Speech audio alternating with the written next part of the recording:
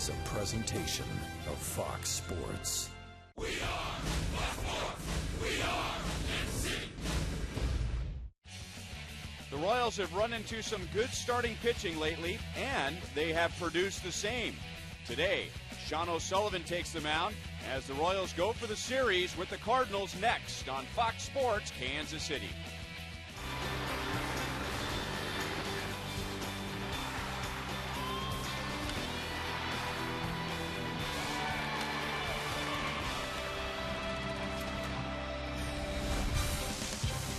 Part one of the I-70 series comes to a close, and this weekend preview of interleague play comes to a close in the third, final, and deciding game between the Royals and the St. Louis Cardinals.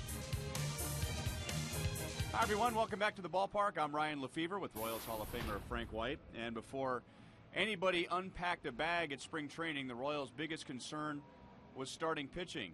And now as the Royals approach game number 50 this year, it's still their biggest concern. But, Frank, they're about to complete perhaps their best turn through the rotation today. And it's really exciting for manager Ned Yost and Bob McClure to see their starting pitching come together like this. And the fans of Kansas City worried about that starting pitching. But now, after watching the last four games, they're definitely more comfortable with it.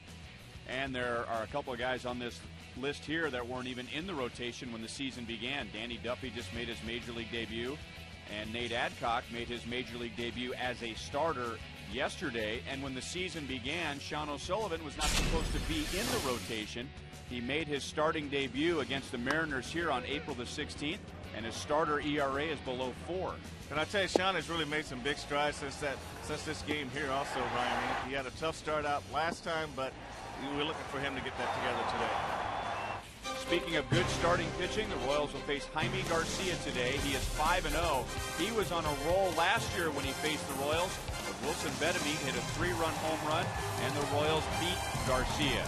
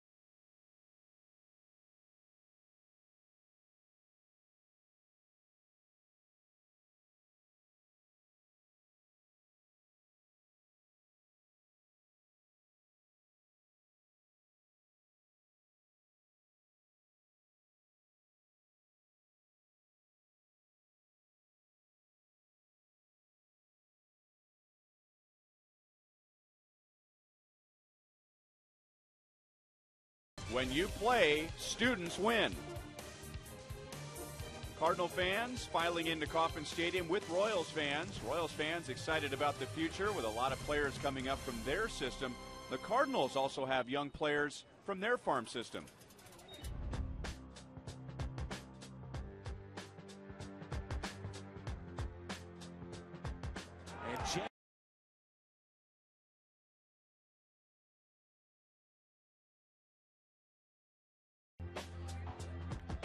Colby in the air to right center, and this ball is gone. It's a home run. Garcia, the complete game. 2-hit shutout.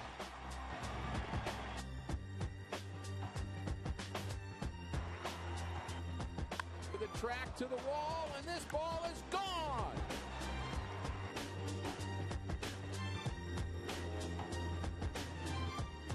One-two pitch. Swing and a miss. Nasty stuff here from Kyle.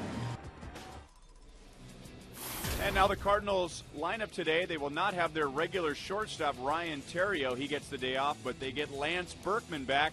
So Sean O'Sullivan has to deal with Albert Pujols, Matt Holliday, and Lance Berkman today. Royals have been playing great defensively. They're one errorless game away from a team record 12 in a row. Generally regarded as the better second baseman, Chris Getz is not in the lineup today. Mike Aviles is in there. And while the Royals have played great defense on this homestand, Mike Aviles made this play against the Cleveland Indians. Final game of the series, Royals and the Cardinals. And the first pitch is coming up next.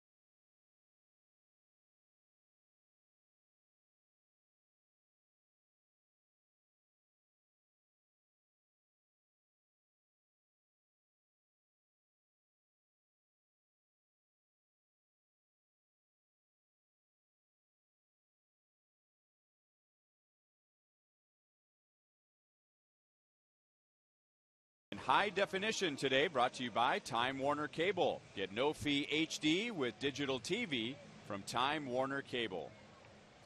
Let's go out to the Bud Light party deck, and here's Joe Goldberg. Yeah, Ryan, a Fox Sports Kansas City gathering up here. Hopefully we'll see a nice day from Sean O'Sullivan as he gets ready to make the first pitch. Matt Trainer saying get him into a rhythm. A pitch every 10 or 15 seconds from Sean O'Sullivan is what they're looking for, and he said they know the Cardinals are aggressive. He saw the first pitch swing there. They should play into that. Right now it actually feels okay. It was muggy before, and course, we want to keep Sean O'Sullivan going in that nice rhythm. As Sean has said before, he sweats peeling an orange. Guys? All right, thank you, Joel. 1 ball, 1 strike, which would bring to mind a former Royal and a former Cardinal, for that matter, Dennis Reyes. Remember when he was here, and his nickname was Big Sweat.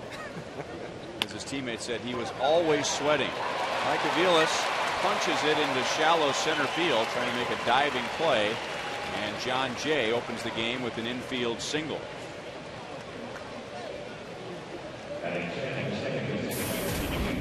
"83 degrees at first pitch. The 110 game started at 109. That's nice. Time and temp brought to you by the parking spot. Easy to spot, easy to park. The parking spot at KCA.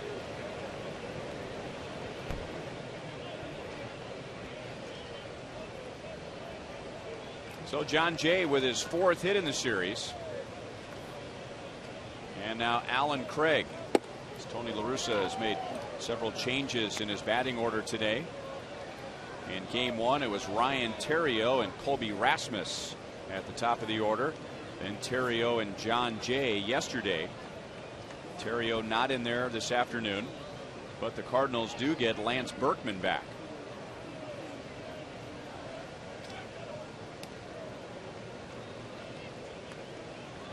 All right, Alan Craig is an outfielder by trade. He's playing second base today, and what La Russa likes to do is get the best defense on the left side of the infield for Jaime Garcia. That's why Craig is at second base. Runner goes, and John Jay is out. I like to see that again. It's almost like he was looking in, expecting a hit and run. Well, you can always tell. You're right, Ryan. Right away, he's looking in, and he looks in a lot longer than you would look in on a regular steal attempt. Somebody probably busted a sign, or he missed a sign. One of the two.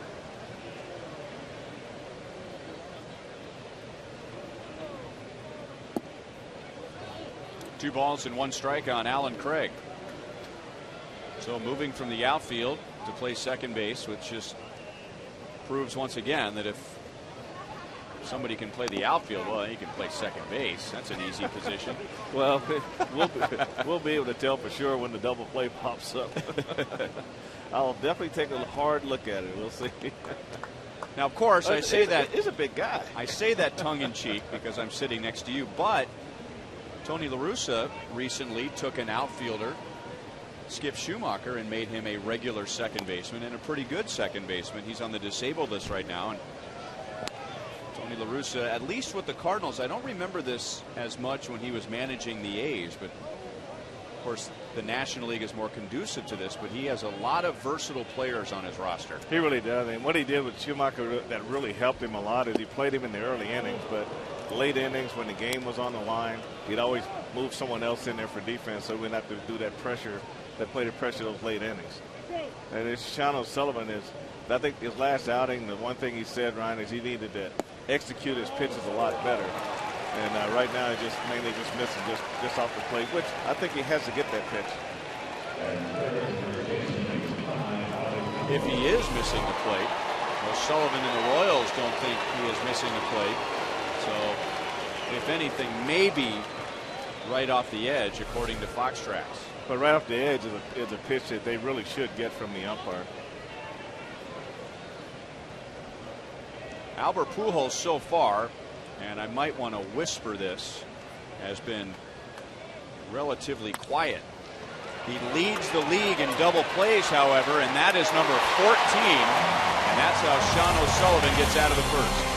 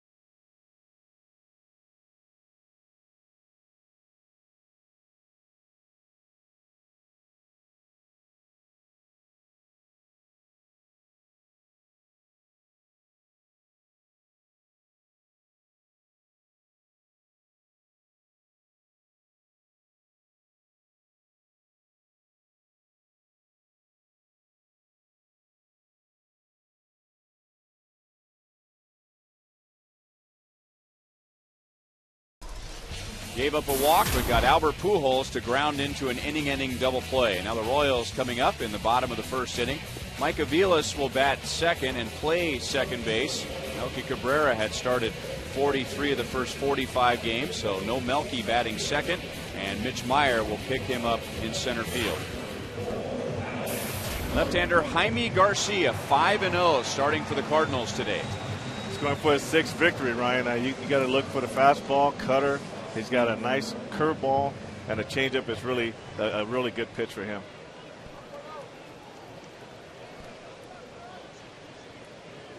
Alex has been on base 4 times in the first 2 games. A base hit and a walk in games 1 and 2, and almost nailed by the first pitch. Alex was not in the lineup. He was not with the Royals when they faced Jaime Garcia last year. And the next time Garcia hits the glove will be the first time.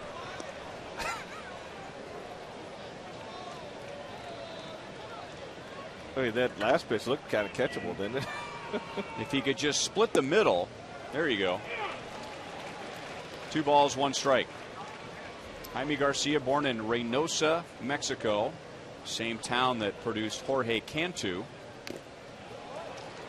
He went to high school in Mission, Texas, which is right on the other side of the border from Reynosa.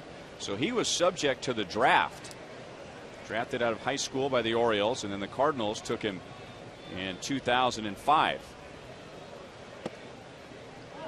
3 balls, 2 strikes. He was on as good a roll last year when the Royals faced him as he is today, but the Royals knocked him all over the place. Gave up 5 earned runs in only 2 innings. At the time, he had the 2nd best ERA in the National League, just 1.79. He had not allowed more than 3 earned runs in 14 starts up to that point, and that's what the Royals did. 6 base runners, 5 runs in 2 innings. Still 3-2 on Alex. He's working Alex inside pretty good with that fastball. And those pitches that Alex is swinging at are actually balls and off the plate.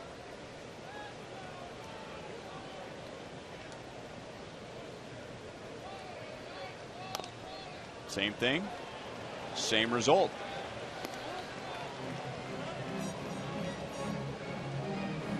Alex at 277, 3rd in the league with 14 doubles.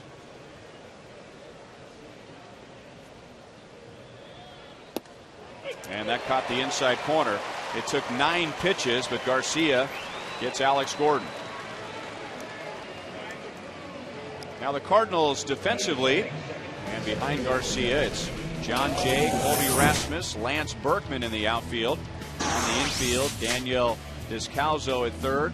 Pete Kozma will make his first major league start at short. Alan Craig and Albert Pujols on the right side, and Yadier Molina behind the plate for Garcia. He throws a strike to Mike Aviles.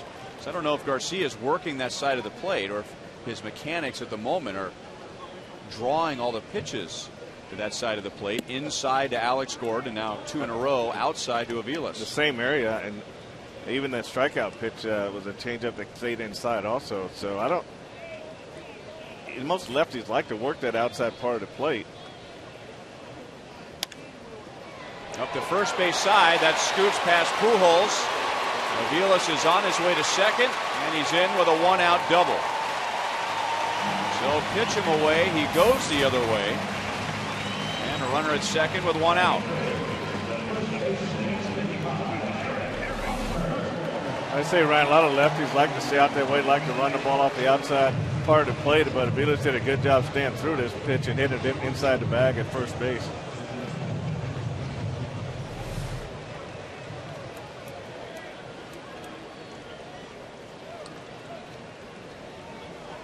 And now Eric Hosmer, who has hit safely in every game on this homestand against 3 first-place clubs. 3 out of 7 with a walk in this series. And missing to the same part of the plate. 1 ball and no strikes. Royals lost 2 to the Indians. They lead the Central. They lost 2 to the Rangers. They lead the West. And they've split 2 with the Cardinals. Cardinals are in first place in the National League Central. Let me take that back. They split games with the Rangers. And now a split with the Cardinals. The Royals on this homestand 2-4.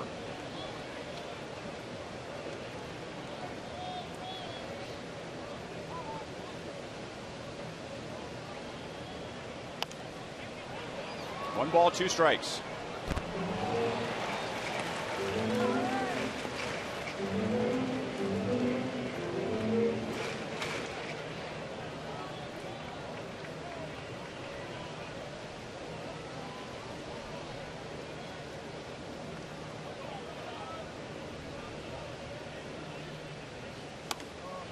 Reaching out and pulls the curveball inside the line. Pujols goes to the bag, and Aviles goes to third.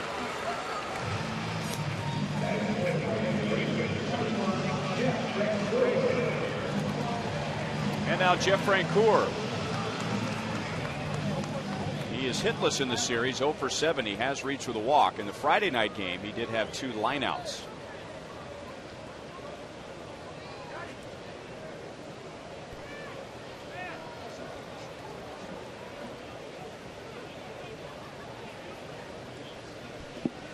In the dirt and blocked by Molina.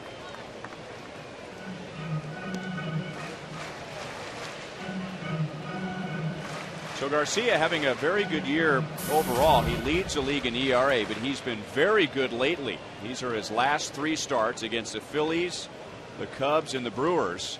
That, folks, is a 0.38 ERA. So he's even better than his league-leading 1.64 ERA, which includes all of his starts. That's some great numbers, and for 3 games, that's a great number for 1 game. But I tell you, when you see a guy like Jaime Garcia and how consistent he is as a manager, and you got Westbrook and Carpenter, and that you wonder why they're in first place, and this is why, because you have one guy that's been as consistent as Jaime Garcia. And the Cardinals have been lucky. Not only have they had good starting pitching the last couple of years, but they've had good leaders as starting pitchers, and Chris Carpenter and Adam Wainwright really had a big impact on Jaime Garcia last year. Taught him the importance of pitching with a purpose, not just throwing it up there, but having a purpose with every pitch, and how that extends beyond every 5 days when you're in the game, but it also extends to when you're warming up in the bullpen and when you're throwing your side session in between starts. Well, I agree with that, and you hear pitching coaches say all the time, one pitch sets up the next pitch.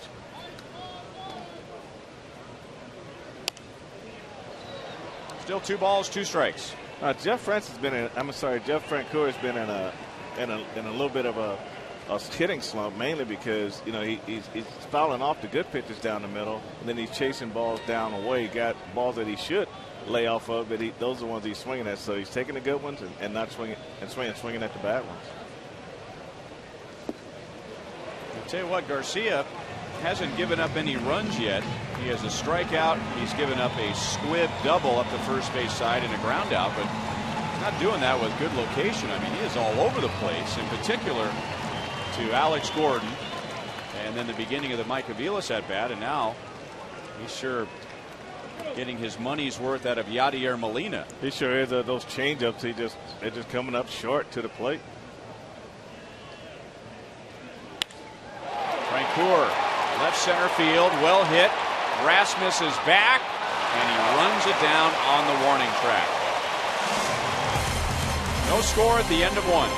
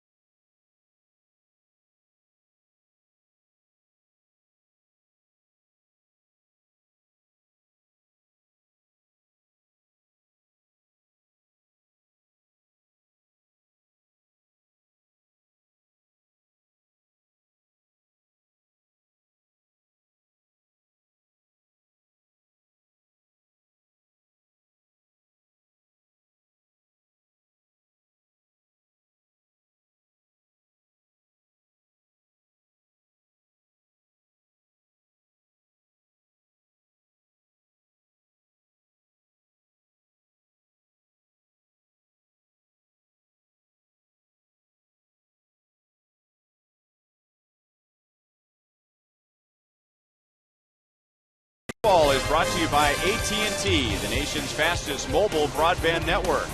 By Panera Bread Catering. Order online at PaneraKansas.com. And by Chevy. See your Kansas City area Chevy dealers.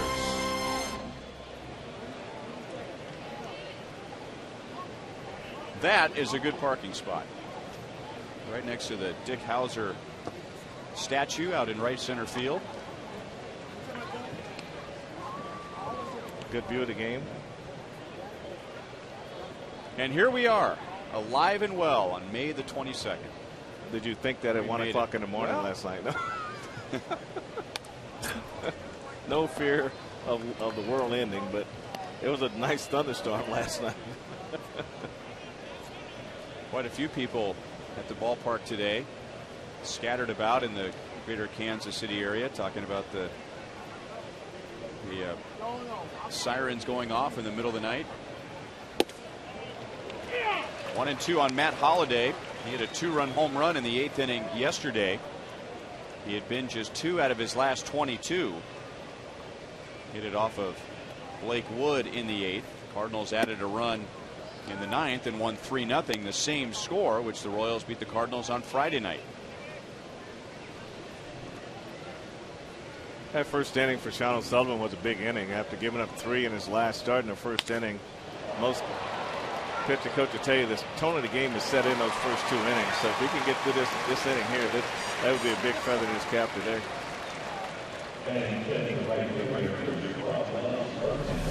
So one of the things the Royal pitchers have been doing, they've been keeping the ball on the plate in the strike zone, and they've been forcing the hitters to use the biggest part of this ballpark. And so far, the outfielders have been able to run those balls down.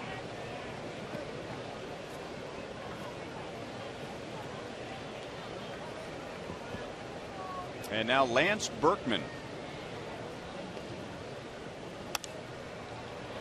Battling a sore right wrist. He jumps on the first pitch.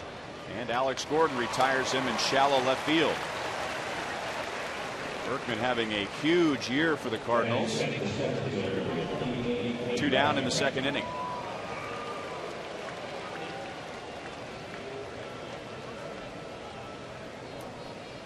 And now Colby Rasmus. He is 0 for 8 in the first 2 games, and the Royals have struck him out 4 times. And if you go back to the previous series, Rasmus is 0 for his last 10. Good late movement, 0-1 on the former first-round pick Colby Rasmus, who has a younger brother, Corey, who was also a first-round pick. He went to the Atlanta Braves the year after Colby was taken in the first round by the Cardinals.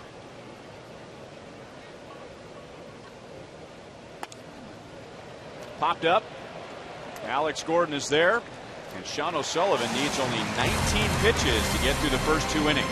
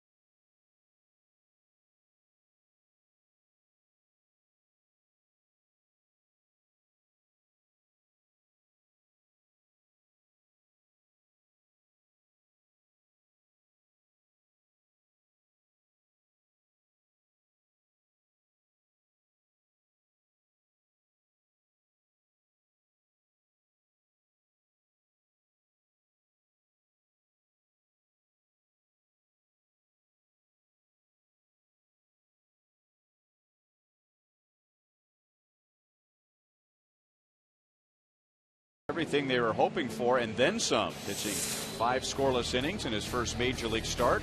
And on that topic, our You Call It question presented by Sprint.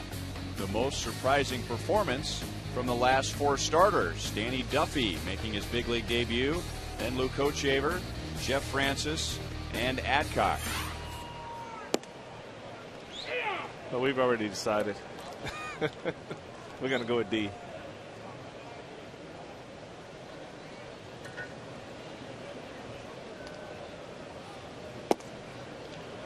On the corner, 0-2 to Billy Butler. Danny Duffy, 4 innings, a couple of earned runs. Luke Hochevar, 1 earned run, and 8 2/3. Jeff Francis, 7 2/3 scoreless. And then Adcock, 5 scoreless innings yesterday. A slow roller to Craig, and Billy Butler is down 1 away. And it was confirmed today by Royals manager Ned Yost that Nate Adcock will get at least another start, maybe 2 or 3. Royals have 2 starters from the opening day rotation that are on the disabled list. Bruce Chen, Kyle Davies, neither close to returning. There's Bruce. He's been out with problems with a lat muscle behind the left shoulder. So Royals will get a long look at Nate Adcock as a starter. 0-1 on Wilson Betemit, who faced Jaime Garcia once last year and hit a 3-run home run.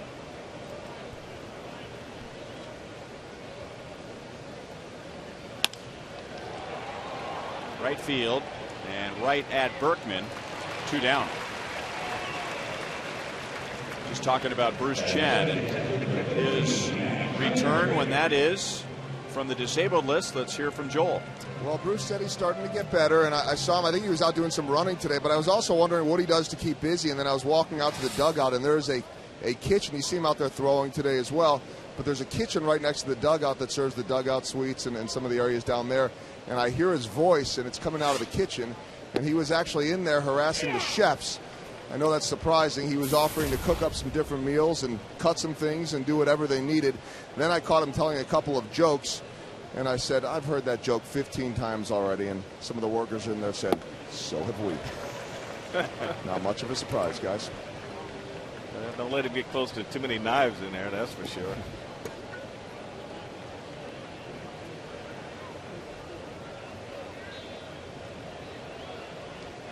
Jaime Garcia, much better command in this inning than the first. He is 1-2 on Matt Trainer. Trainer 0 for 2 in this series and batting at .225.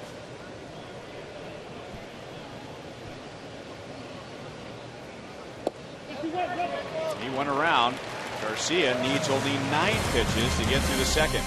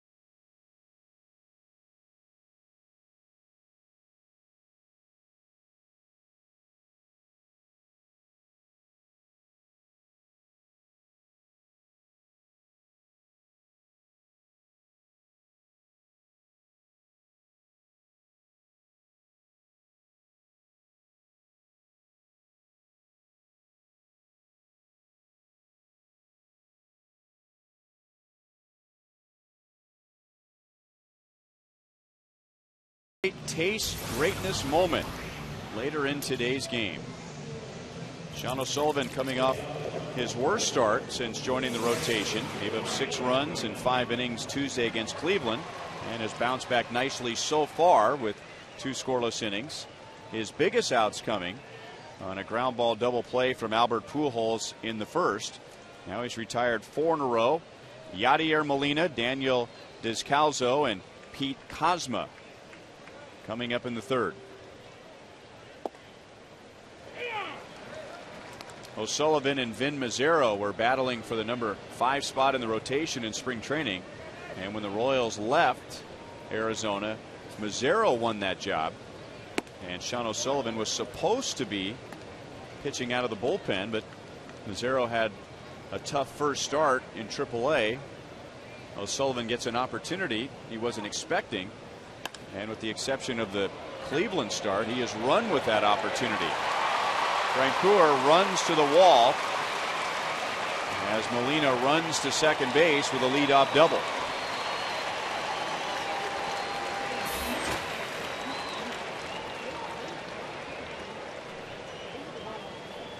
It looked like a ball that Jeff Francoeur didn't really realize it was hit quite as well as it was. And Molina goes with this pitch all the way out over the plate and gets behind this ball really well. And this ball takes off on Jeff Francis, and he just misread how hard that ball was really hit. Just getting back to what you were saying, Ryan, it makes a big difference when guys go into the spring training and don't think they're going to make the ball club, and they end up in Sean O'Sullivan's situation where you kind of make the team as a bullpen guy and you kind of wait for that opportunity to get a start. And then once you get a start, then you make the best of it. Then you get another start, and you look at Nate Adcock, who couldn't get out of the bullpen very often, and now another injury, he gets a chance to pitch, and now he's going to get a few more starts. So your job really, when you're not that number 1 guy coming out, when you do get that opportunity, you just want to do well enough to make the manager's choices a lot harder.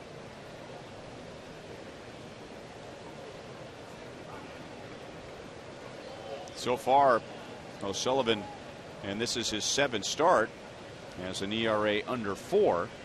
Pitching out of the bullpen, he made 2 appearances and gave up 5 runs in 4 innings. Daniel Descalzo, 0 for his last 10. So trying to help the team by dropping down a bunt, and he bunts it back into the screen. Royals will be going to Baltimore and Texas on the next road trip. They'll be back for Memorial Day. So come on out with family and friends as the Royals host the Angels at 3:10. And the Royals have a great ticket deal. You can purchase $5 high B level tickets for that Royals Angels game on Memorial Day, Monday, May the 30th.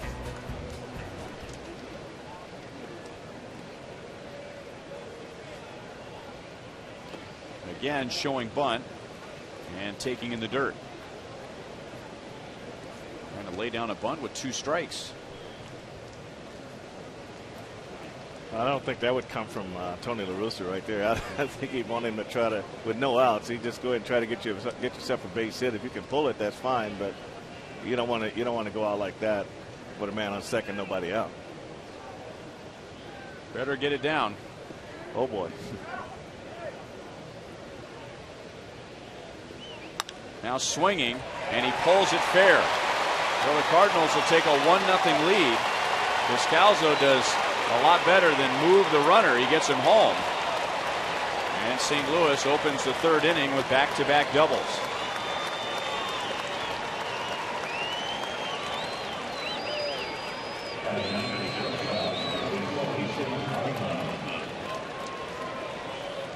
Does a good job getting the head out on this, and this is what Tony La Russa would have in mind. He didn't want you bunting with 2 strikes, and he gets the ball just inside the bag at first base and down in the corner to score Molina.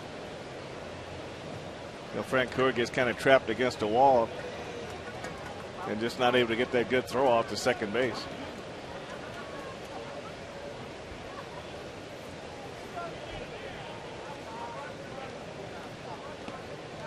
Now Pete Kozma will try and get Descalzo over to third, and he will try and drop down a bunt, and he takes low.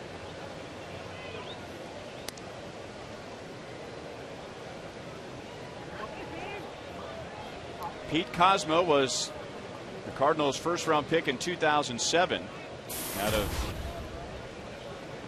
Owassa, Oklahoma, about 15 miles north of Tulsa. He was going to Wichita State before he signed with the Cardinals.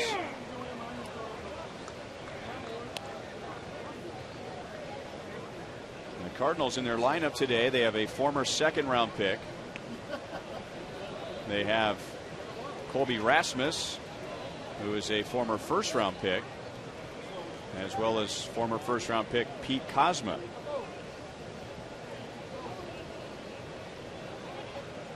Seven of the 9 Cardinals in their batting order today are from their system. And the bunt is down. Matt Trainer takes charge, and a good throw. Nice stretch by Aviles. He had to pick that ball out of the runner.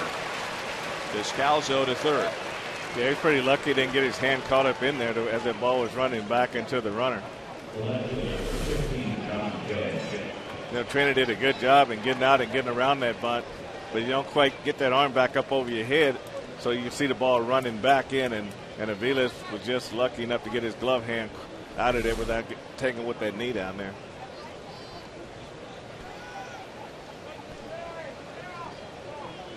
So a 1-0 game in the third inning, and the Royals will bring the infield in on John Jay.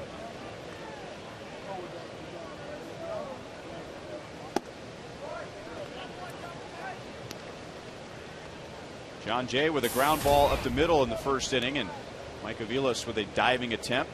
Had it ricochet off of his glove for a single. And then John Jay, in what looked like a broken hit and run play, was thrown out trying to steal second base. Broken bat.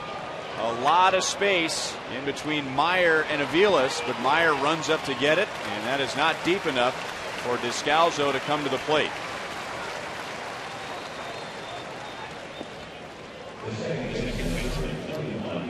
Sullivan gets this in on it. It's a broken bat right on the end of the bat here, Ryan. Didn't get it deep out there at all, and you can see him jockeying down the line at third, but just not much you can do on that one. You want to be halfway in case the ball does fall. You might have a chance, but not quite deep enough to tag up on. I didn't think it was going to go that far. I thought it was going to land in between Aviles and Mitch Meyer. Well, it didn't sound like it was going very far either. Ball one on Alan Craig, who may or may not have missed a hit and run sign when he was at the plate in the first inning. He eventually reached with a walk and then was erased when Pujols grounded into a double play. And that's belted to left field. Back goes Gordon. It is gone into the first row.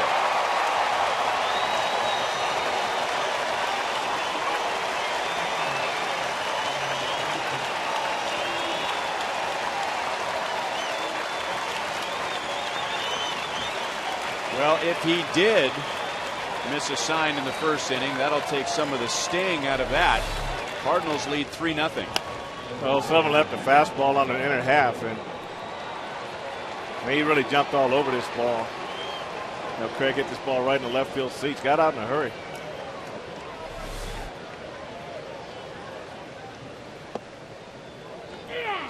A strike to Albert Pujols. With the runner at first and one out in the first, Pujols grounded into a double play. The 14th time he has done that this year. That leads the National League. And now Sullivan reaching back for a little extra. He runs that one up there at 95 and throws it by Pujols. Well, you don't see Albert swing through fastballs very often, Ryan, and you can really tell that he's not quite Albert Pujols at the plate right now. On an 0-2 pitch, hits it hard. Escobar, nice play, and an even better play on the other side by Eric Hosmer.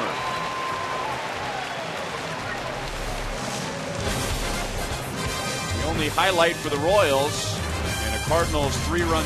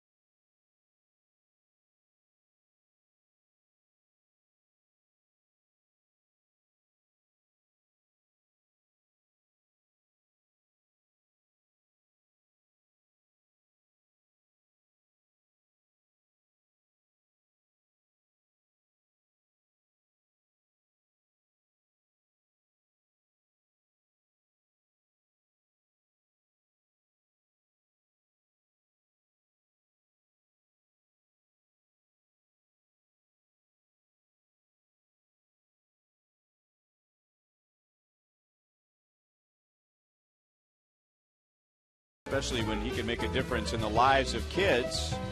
Ed has served as a scheduler and planner for the North Kansas City Association baseball program for more than 30 years.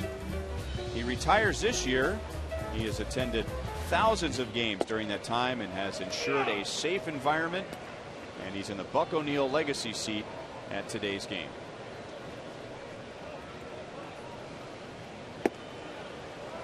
Two quick strikes from Jaime Garcia to Mitch Meyer, who starts in center field. Melky Cabrera getting the day off, at least from the starting lineup.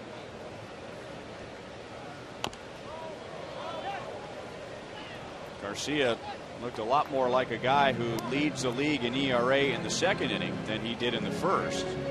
He was all over the place in the first inning. Gave up a one-out double. The Royals did not score, although Jeff Francoeur ended the inning with a fly ball to the warning track in center field. And now Meyer jammed, and it's going to drop in front of Berkman. So a good job of putting bat on ball with two strikes, and the Royals have the leadoff man on. Let's go to Joe Goldberg.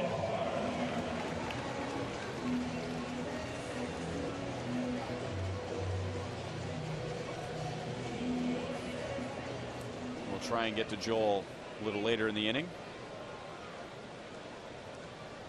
I think really Mitch Meyer feels pretty good today. I mean, you haven't played in a long time, and you draw Jaime Garcia as your pitcher, and you get that little bloop hit out in the outfield. You got to be pretty confident the rest of the game.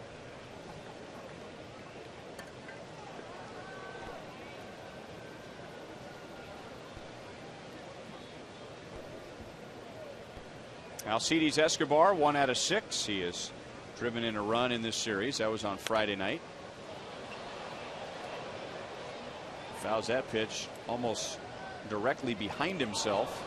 Pitch that was up and in. 1 ball, 1 strike. That is a very difficult spot for a right-hand batter to hit a ball. And the only way you can do it is like you called it, Ryan, is that ball up and in, and you get up under it. It just goes right back over that left shoulder. 2 balls, 1 strike.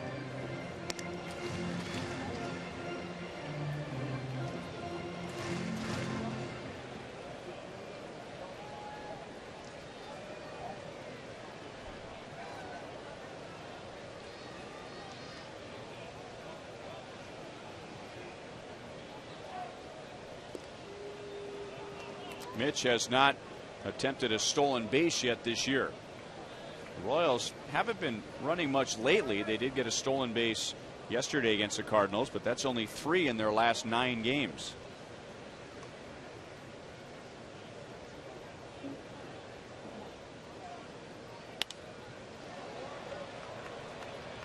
Shallow center field, and Rasmus is there for the out. So Meyer back to first, and we'll take a look at today's league leaders, brought to you by your Kansas City area Toyota dealers. Undefeated major league starters in 8 or more starts. Royals have seen Alexio Gondo twice. They might see him again on this road trip. Ricky Nolasco of the Marlins, and Garcia. You have to go back to September the 13th of last year for Garcia's last loss. As a major league pitcher, he is 10 games above 500, 19-9. A left-hand pitcher from Mexico. Frank, who do you think his hero was growing up? Fernando Valenzuela, probably. That would be my first guess. You got it. Remember when Dennis Reyes was here, a left-hand pitcher from Mexico, and that was his hero. As the story goes, when Garcia was 5 years old, his father took him to Dodger Stadium to see Fernando Valenzuela during Fernando Mania. So that was an inspiration for him. Got to the big leagues for the first time in 08. A brief stint with the Cardinals. And then last year went 13-8. Yeah, Valenzuela, when I first saw him, I said, how does this guy ever throw a strike? Because he's looking straight up in the air and picks his target up late. But I mean, he was very good. And had a great screwball. What is a screwball anymore? Nobody throws it anymore.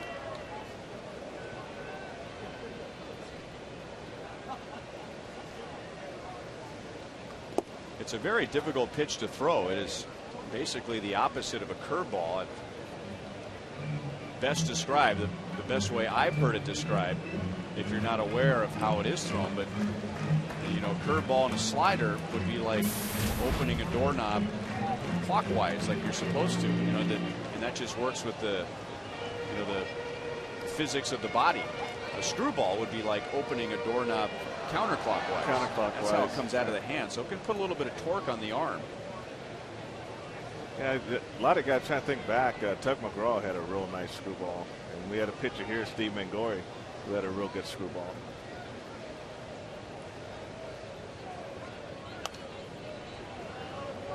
Still 1 ball, 2 strikes.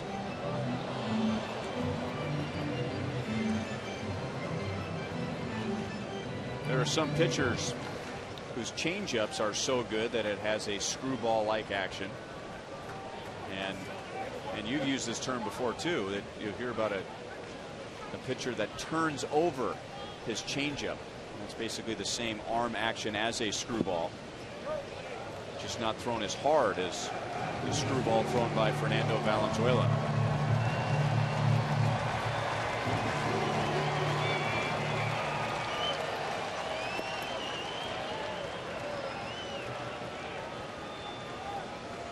Alex forced Garcia to throw 9 pitches in the first inning, and then Garcia got him looking at a breaking ball for a called 3rd strike. Trying to stay away from Alex. Remember, he was missing inside against Alex first time. That curveball hangs high, and it is 3 balls and 2 strikes. You almost have to, watching this at bat and the last at bat, you almost kind of thinking it's by design. You know, pitch it up and in, pitch him inside the first time, now go away. But it's no rhyme or reason to when you look at the grouping of on the outside versus the inside the first time. Line over third and down into the corner. Meyer to third base. Eddie Rodriguez will wave him home, and no throw to the plate. It's a 3-1 game.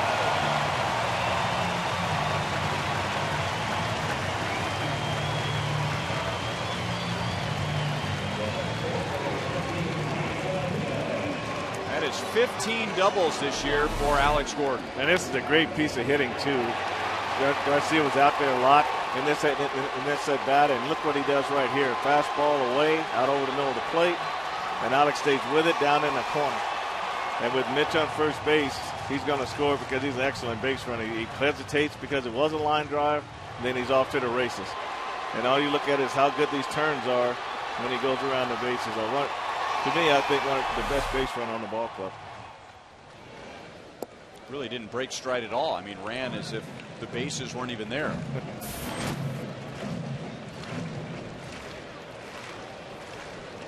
So after the Cardinals get 3 in the top half of the inning, the Royals come right back. Mike Aviles doubled in the first inning. Now pulls that foul outside of third base. Royals are running into the Cardinals when they're on quite a run. Prior to this inning, the Cardinals had allowed 8 runs in their last 6 games. Just a fraction over 1 run per game. They shut out the Royals yesterday. And now Vilas line to center, and it's going to be caught by Rasmus.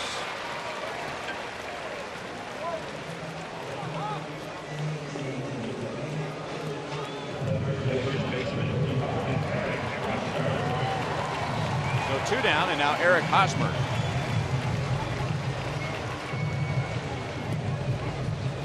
Hosmer with 2 strikes, taking a defensive swing to avoid the strikeout, and reached at a curveball down and away and rolled out to first base.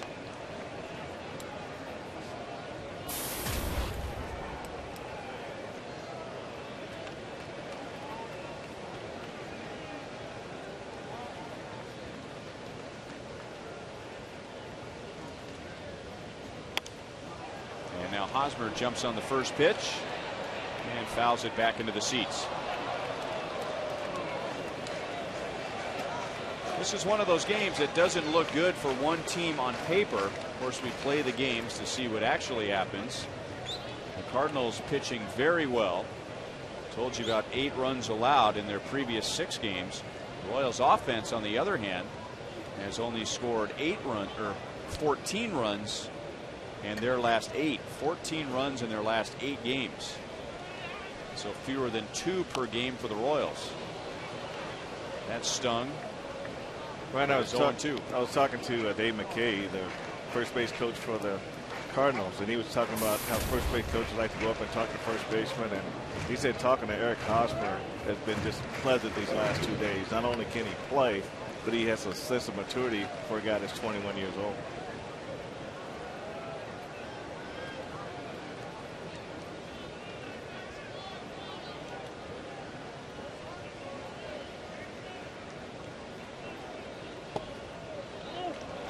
One and 2.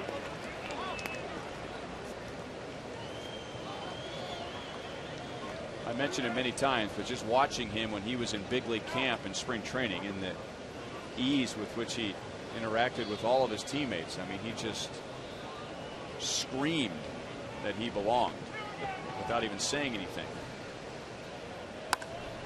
Again, pulled to first, and Pujols, who won a Gold Glove last year, gets to the bag right in front of Hosmer. Royals get a run back, and they trail by 2.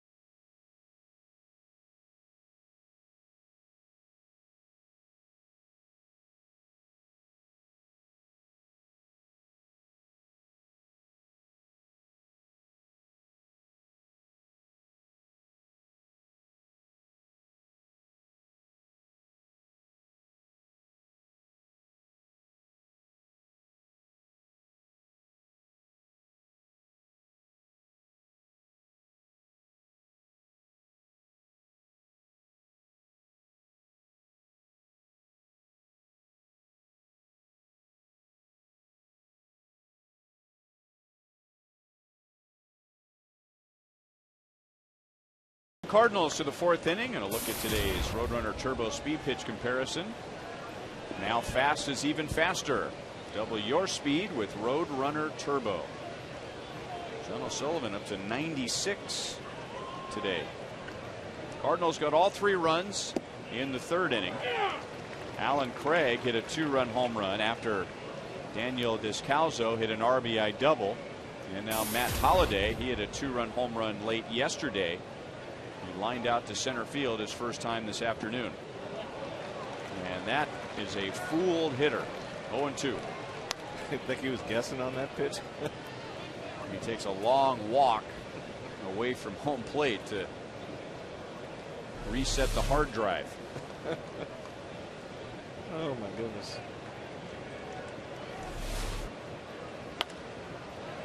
Goes to show that even the best in the game guess wrong and can miss a pitch by a foot. Oh, you can look real silly if you do that right.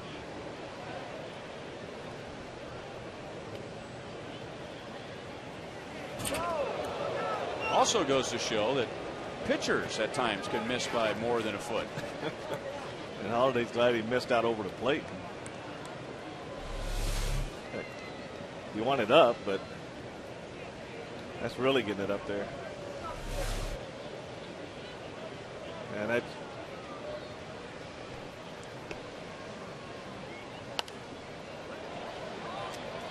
Still 2 balls, 2 strikes. Hey, if you want to take your Royals tailgate to the next level, cater with Jack Stack Barbecue, the official caterer of the Kansas City Royals and Kauffman Stadium. To see menu options or for more information, call this number, or, Frank, or email groupsales@royals.com. I'm not going to say that this year. It's all yours. Good. Give it a try. No. All I do is create a blooper.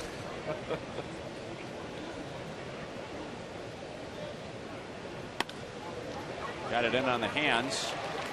Escobar backhands and throws a perfect strike over to Hosmer.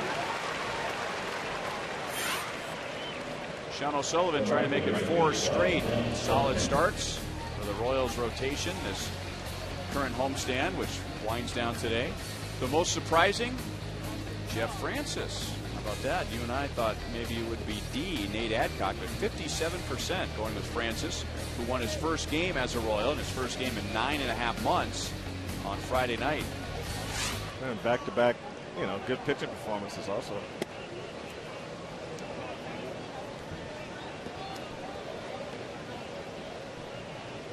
Lance Berkman 0 for 1. Second in the league in hitting, second home runs, second in RBIs. And coming off the worst full season of his major league career. Started the year with the Astros, the organization he came up with, and was traded to the Yankees. So his numbers are way up from this point last year. Now, he had knee surgery during spring training, and part of the problem, Berkman suggests, is that he tried to come back too soon. He's so important to the Astros and just never was able to get his balance back. No balance, no swing. And he finished with just 58 RBIs. This is a guy who's had as many as 136 RBIs in a season. Just an awesome hitter. And you can't hit without knees. And if you don't have your legs under you, there's not much you can do at the plate. Now, even in the field, I mean, you got to be careful what you do out there also. 5-time All-Star with the Houston Astros. He's one of those guys you thought would always be an Astro. He was there for so long. O'Sullivan walks his second, 1 on, 1 out.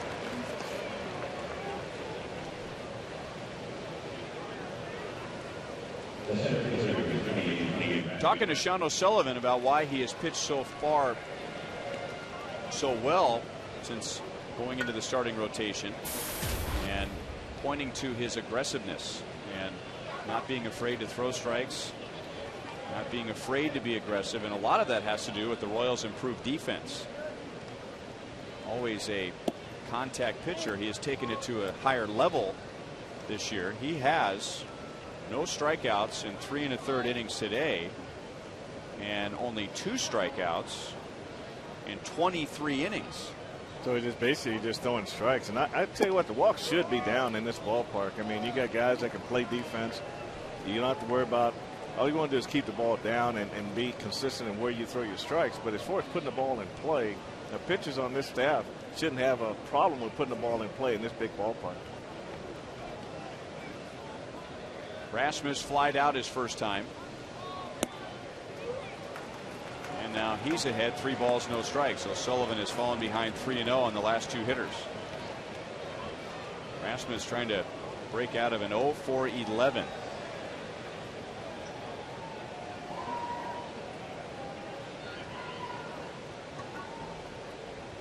Back-to-back walks with 1 out.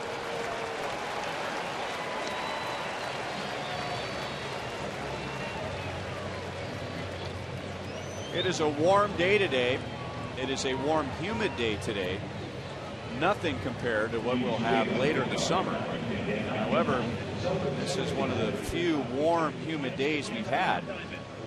And Sean O'Sullivan, who is from San Diego, he's used to a different climate. And it really doesn't matter where you're from. The first day like this can be a jolt to the system.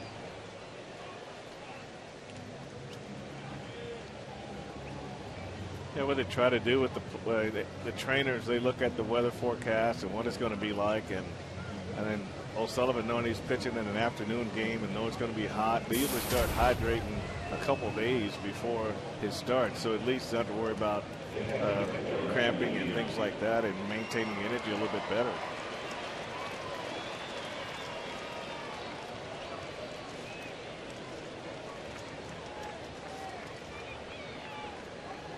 So 2 on for Yadier Molina. He started the 3-run rally in the 3rd with a leadoff double.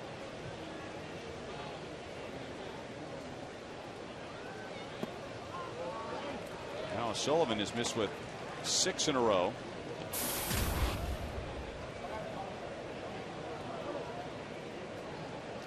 In his last 10 pitches, he has thrown 1 strike.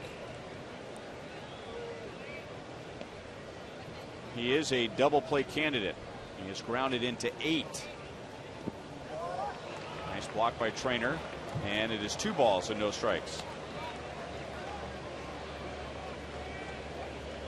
Well, you really start to paint yourself in a corner right here when you get behind good hitters, and you have to come in with a strike, and he's going to be sitting there waiting on it.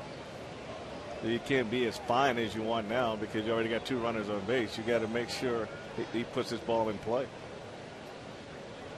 Molina 2 out of 7 in this series. Both hits are doubles. 3-0.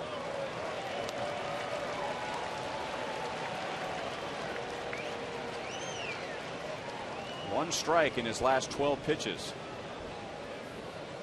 As hot as Molina's been, I have to think he's swinging 3-0 if he gets his pitch in this situation.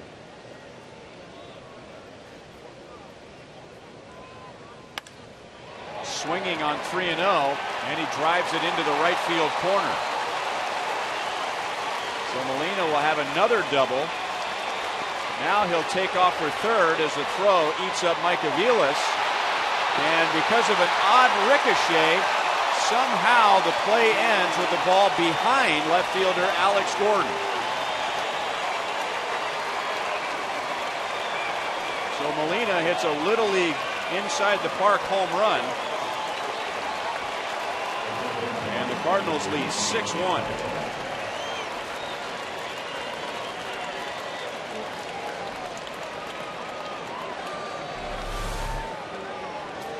Well, he said he can't get behind good hitters in this situation with a man on, and I kind of figured he'd be swinging 3-0 right here.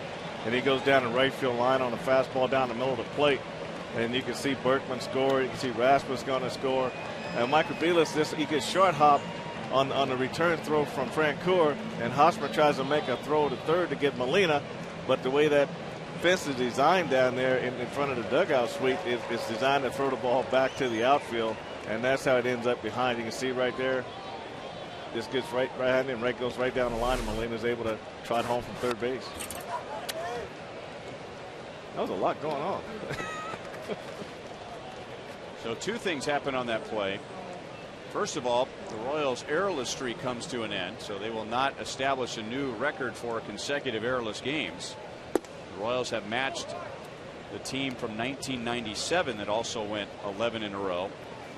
And the actual scoring on the play is a double for Molina, going to 3rd on the throw in and going home on the error by Hosmer.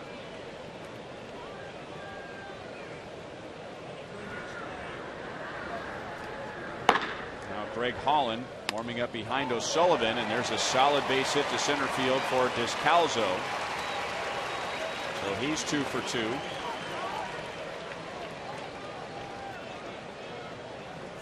And now they just changed the scoring. So hopefully you are scoring in pencil. Frank was not. After the official score took another look at the play, it is a triple. So a triple for Molina, and then coming home on the throwing error by Hosmer. I think kind of if you look at that play again, Ryan, it goes all the way back to that first throw. If the first throw is handled by the cutoff man, then none of this chain of reaction of events don't happen. So that's why it's important that the outfielder make a good throw to the first guy, and then he can decide what he wants to do with the ball, but Mike Avila's got short hop. That ball went flying in the air. Then Hosper react to the throw. To that throw, and then try to get Molina going to third base. So he's throwing his ball a long way. So as a cutoff guy, you see how Mike just stood there, but you got to either run up and make that shorter, or you got to back up and make it longer. And then Hosper reacted to that ball coming off of Vilas's glove, and then that's when the overthrow came. But that's a distance that Hosper's not used to throwing. So if you're Vilas, you got to keep your feet moving before the throw comes in. Right. Once Francoeur releases the ball, now you got to either run up and get it if you think it's going to be low. And Hosmer's a trail guy there, so he's got to be close enough that if you do let it go, he can get it on one hop. But when you get caught in between, then that's the chain of events that happen afterwards. So you either got to play it short or let it go and let the trail guy take it on one hop.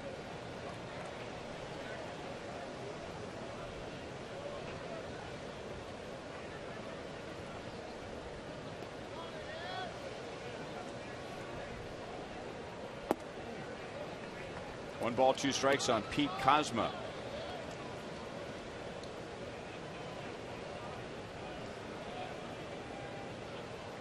In Little League, that was just a home run. Nobody got caught up in the triple, air 3. Everyone's just jumping on top of one another around home plate when one of your teammates goes running around the bases on one play. Yeah, I like when you said a Little League home run. Escobar fighting the sun all the way to the very end, and there are 2 down. I thought the oddest part of that play is a ball that's hit to the right field corner. Who would have thought that when that play came to an end, the ball would be behind the left fielder? Oh my goodness. But that was just Alex actually doing a good job of hustling in. He's not just standing around in left field. He was moving towards the ball, and because of the ricochet off the netting, it rolled behind him. There's the tough sky that Escobar was dealing with on the Pete Kozma pop-up. This is pitch number 30 in the inning for Sean O'Sullivan. He only needed 20 to get through the first 2 innings. This inning comes to an end. The Cardinals at the end of 3.5 have a 6-1 lead.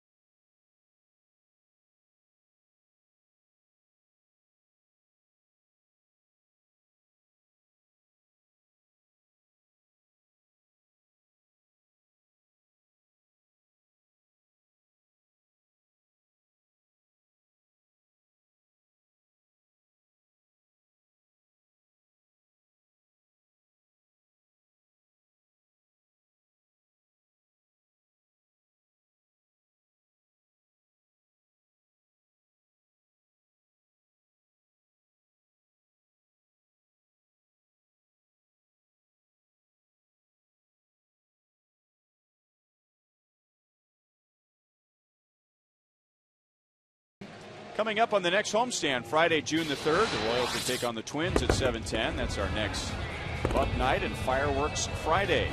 So hot dogs, small Pepsi products, and peanuts for just $1 each. And then after the game, fireworks presented by Hy-Vee and Pepsi. The Royals have a long homestand after coming back from Texas a week from today. The Angels for 3, the Twins for 4, and the Blue Jays will be here for 4. Nice play going up the middle. Alan Craig, who was in the outfield for the first 2 games of the series, makes Frank White smile up here in the booth. Well, he's just a big guy, you know, and he makes a play like this. And you can tell when he made that throw, he's an outfielder, though. But a real nice play. Yeah, Tony does a great job, like you said earlier, of just finding what guys do best. And he's always a versatile manager with versatile players. And he is running along those lines. He has found what guys do best, even if they've never done it before. I mean, he just has a sense with certain guys by watching them play and studying their reflexes and their instincts, saying, you know what, maybe this guy would work out in this position. And you know them better when they're from your own system. That's one of the advantages right there of having a lot of your players. Because Tony's been there long enough that he would have had some influence on all these guys at some point coming up, because they know how he manages and what he expects from his ball players. Yadier Molina says he's fine. He says. He's having a fine day. Up until that last pitch. And was a bit protective as that next pitch went in. And only one gender knows all about this.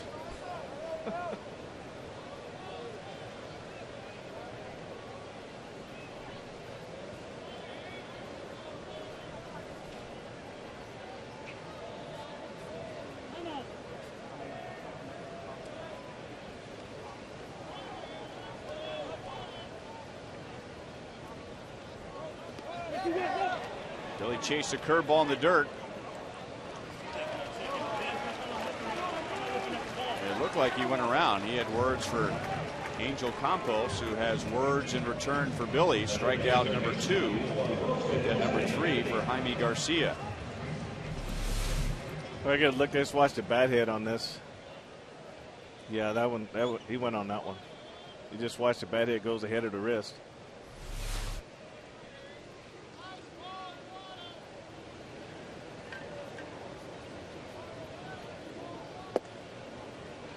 And now strike to Wilson Betemeet. He flied out to right field in the second inning.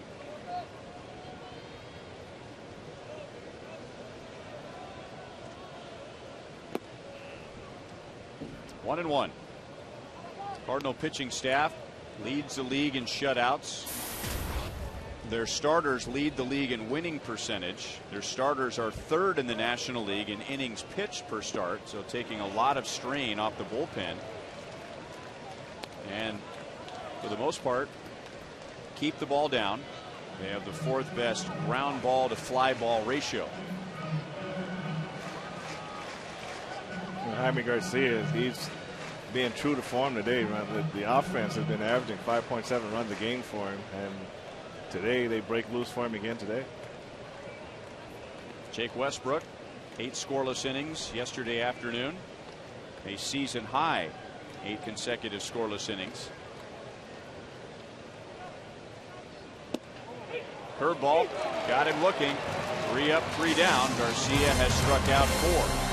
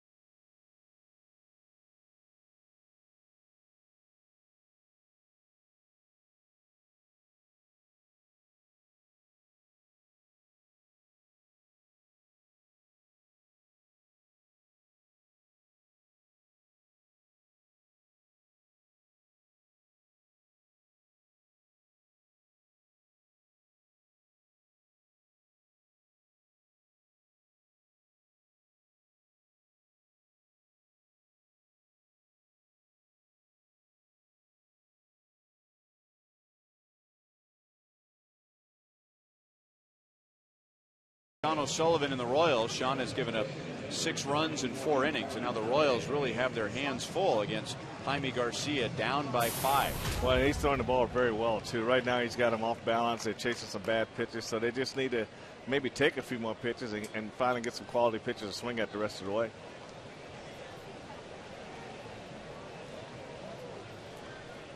Cardinals scoreless in the first 2, and O'Sullivan was just breezing along. 11 pitches in the first, 9 in the second, so doing it with very little effort. But then St. Louis with 3 in the third, 3 more in the fourth. Alan Craig, who is batting now, hit a 2-run home run in the 3-run third. Playing at second base today, moving in from the outfield, Tyler Green had been at second base in the first 2 games of the series, but he is 0 for his last 14. Hot shot, and it skips by Hosmer and goes out into right field. And it will be scored a base hit.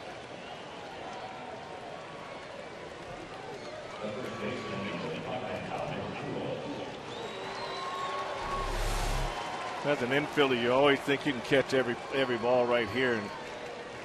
And Eric will probably say, well, I should have had that, but that ball had a lot of bite to it. It's coming back in underneath him. And the only way you can do that is you got to get in front of that one and knock it down, but didn't have much time to get his feet set.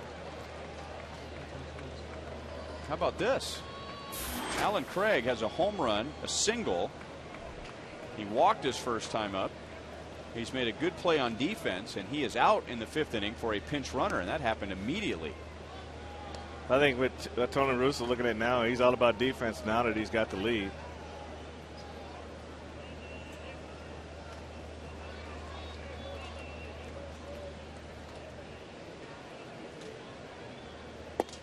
Well, that is standard baseball. When you get the lead late, always go with your best defense. But Tony La Russa, with Jaime Garcia on the mound, the guy with the best ERA in the league, even though it's only the 5th inning, as you were saying, Frank, why not upgrade the defense right now? Well, you got 6 runs, so I agree. It's about counting outs the rest of the way.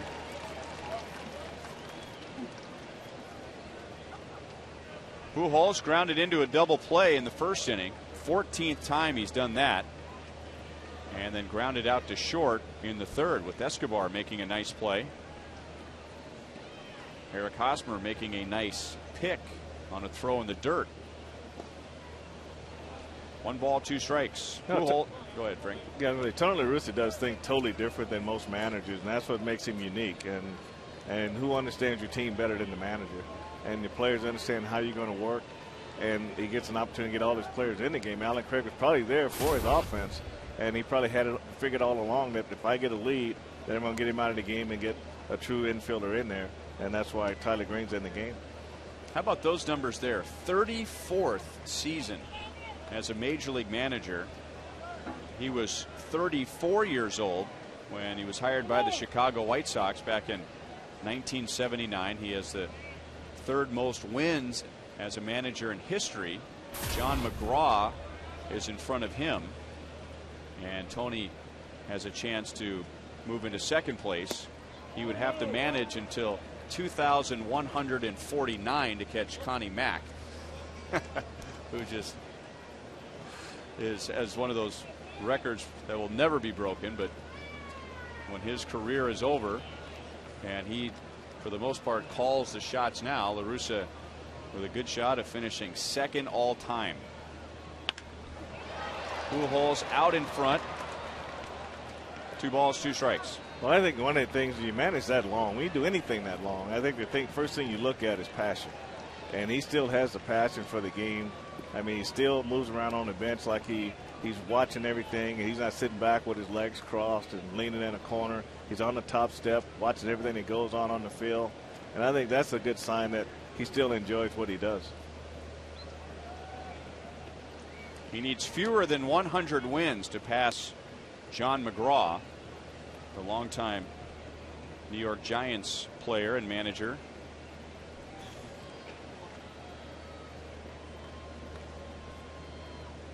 He has managed more games than John McGraw, so McGraw has more wins.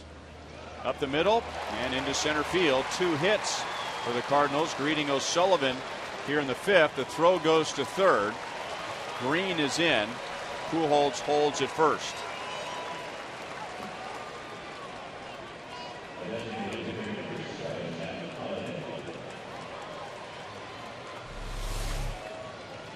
You know, Albert's not really driving the ball out of the ballpark, but he's getting his base hits. He's been on base in every game he's played, and I think when he does start hitting for the long ball, then he's got a lot of payback.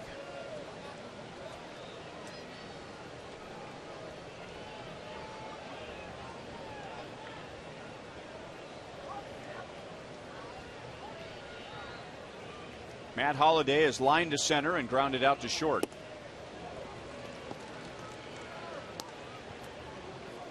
You know, getting back to Tony La Russa, I noticed the same things that you just described, Frank, and especially in this series for whatever reason, just looking down at the Cardinal dugout, and you're right. I mean, he's on the steps.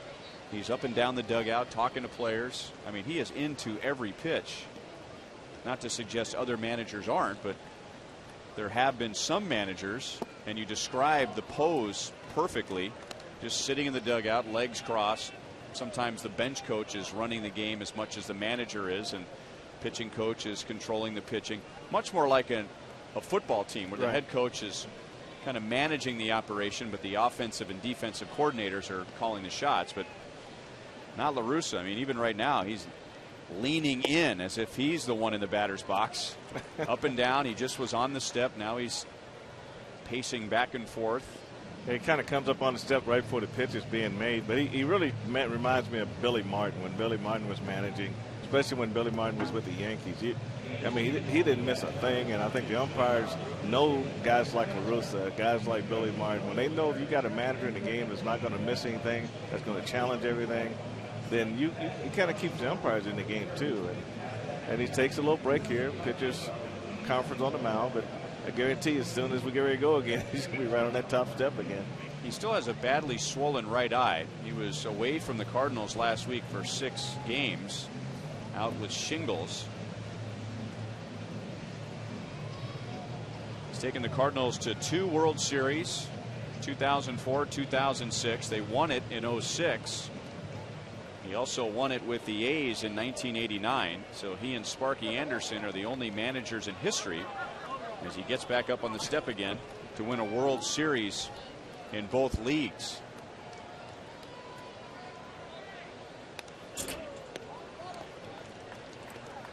He went to law school at Florida State and he passed the bar. So he is a licensed attorney, and talking to him in the past about preparation for the game, he loves it. As he worded it, it's like studying for a test every day. You know, you have to study so that when the questions come, you're prepared, and as the game comes to him, that's just like a test. Chopped to short. Escobar, difficult toss over to Aviles. They get the out at second. A run scores. Holliday is safe at first with his 31st RBI.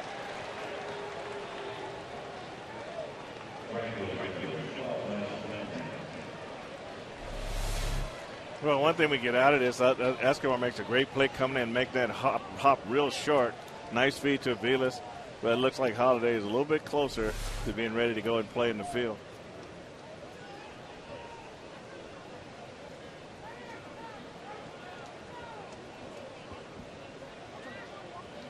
Lance Berkman had been out for several games with a sore right wrist. 0 for 1 today with a walk and a run scored.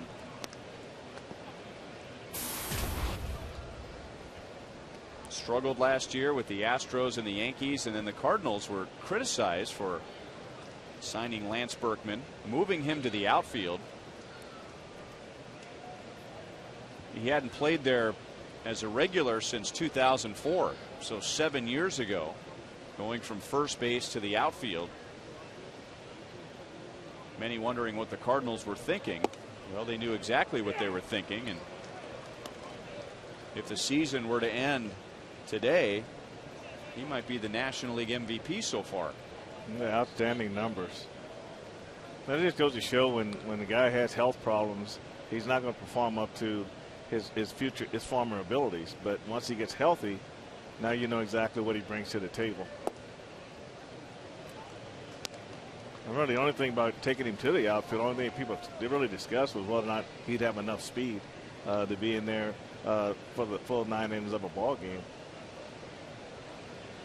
I think one time this year he did play first, and Albert ended up at third base. So I was kind of wanting to see that here. I was kind of wanting to see Albert at third base. Well, he's such a fixture now at first, but remember his, I think it was 2001, he played 30 games at first base, third base, right field, and left field. Albert Pujols. Sean O'Sullivan walks his 4th, and that was his last pitch. So the Cardinals have scored 7 runs in the last 3 innings, and with 2 on, 1 out, Ned Yost is going to make a Chevy call to the bullpen and bring on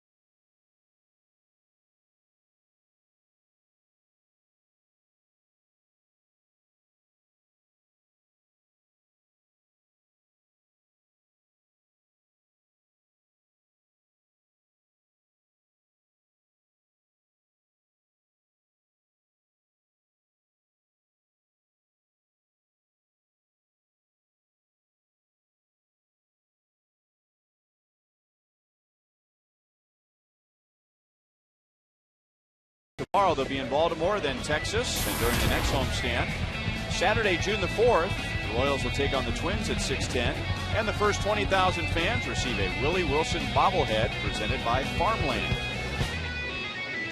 Los Angeles Angels, Minnesota Twins, Toronto Blue Jays. The Royals have an 11-game homestand beginning on Memorial Day. Greg Holland, his first major league win on Thursday against the Rangers, coming out of the bullpen in relief of Luke Kochaver, who was very good in 8 2/3. He inherits Holiday at second base, Berkman at first, and 1 out.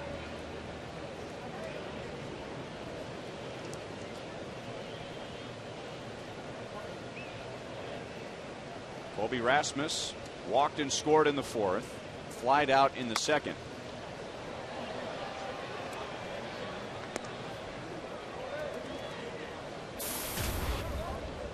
Rasmus has no hits in his last 11 at-bats.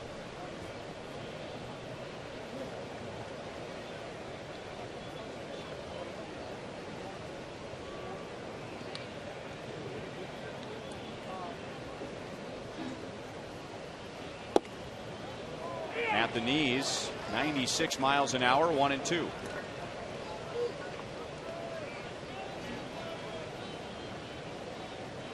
For the rest of his career as Royals general manager, I'm sure Dayton Moore will always remember that when Greg Holland got to the big leagues last year, that was his first ever draft pick to make it to the major leagues. Dayton took over in the middle of the 2006 season, but didn't have his full staff in place until after the draft that year. So everybody in place for the 2007 draft, and the Royals took Holland in the 10th round that year out of Western Carolina University in North Carolina. 2-2. Well, you want to look for adjustments in Greg Holland. You look at the fastball location and the height of the fastball. I mean, last year when he pitched, a lot of fastballs up, a lot of curveballs up. You see, go back to his last outing and this outing so far today. Fastball has been downhill. The breaking ball's been quicker and a lot sharper, and it's been down. 3-2.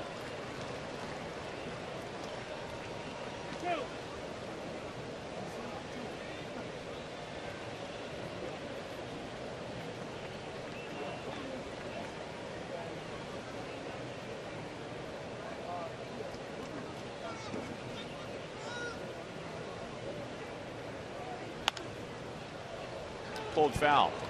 Holland would love a double play here, and Ned Yost tells a great story about Greg Holland's major league debut. Royals were in Oakland last August the 3rd. Holland comes out of the bullpen, walks a couple of hitters, gets an out, walks a third hitter, bases loaded, 1 out, and as baseball people will say, Holland was vibrating on the mound. So Ned goes out there and says, well, you got yourself in quite a mess here, don't you? And the whole infield was gathered around, and Ned says, well, we're going to get a ground ball and a double play. Who wants the ground ball? And Unievsky-Betancourt raises his hand and says, I'll take the ground ball. And Ned says, great. Greg, you're going to make a pitch. It's going to be low in the strike zone, like that last pitch. This hitter is going to hit a ground ball to Uni. He's going to turn a double play, and we're going to get out of this inning. Greg Holland, he didn't know what to think. Okay. So Ned goes back to the dugout, which is a quarter of a mile from the mound in Oakland. Next pitch, Greg Holland makes, down in the zone, ground ball to Unievsky-Betancourt, double play to get out of the inning. And Greg Holland walked off the mound and looked at Ned Yost like he was the Messiah.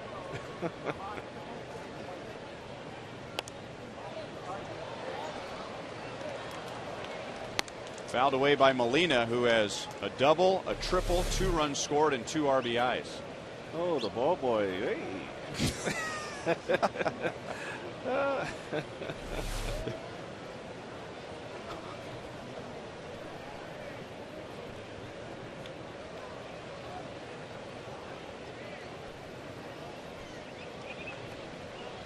Tony La Russa just came out, and I think he just removed Matt Holliday as a runner from third base. And it's going to be Gerald Laird running for Matt Holliday. Holliday has been bothered by a left quad strain and had not been playing leading up to this Royals Cardinals series, but because of the games being played in the American League and with the designated hitter, the Cardinals could get his bat in the lineup. And earlier in this at bat, he tried to beat out a double play on a force out running hard up the line, and maybe he retweaked the quad. Well, that's a possibility too, and he might have scared Tony, because when they go back in the league play, he wants him to be ready to go back in the outfield, and he wants to make sure that he does nothing to really inflame that area. But that's the fastest he's run in this series.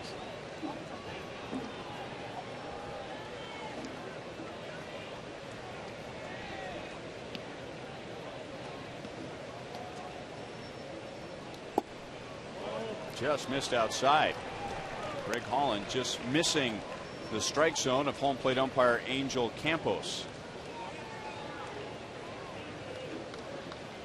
One thing in this series, the corners don't matter. I mean, there's not many balls on the corner being called for strikes.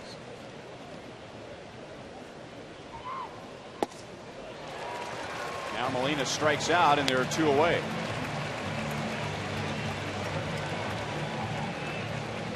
And this is the breaking ball we're talking about. The curveball's gotten a lot tighter, a lot quicker. That was an excellent pitch by Holland.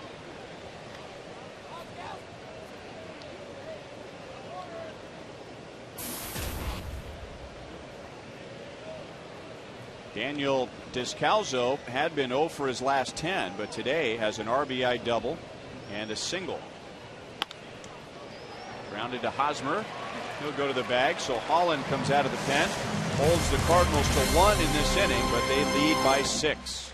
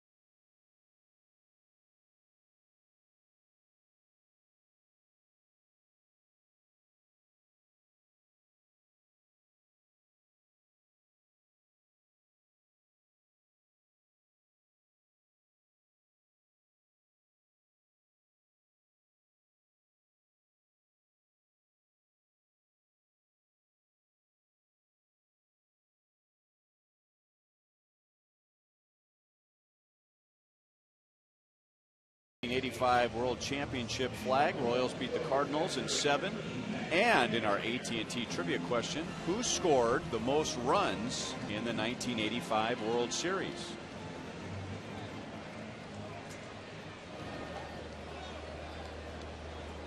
Well, of course, we always start in the house. It was not Tyler Green. He takes over at second base. He ran for Alan Craig in the top of the 5th inning.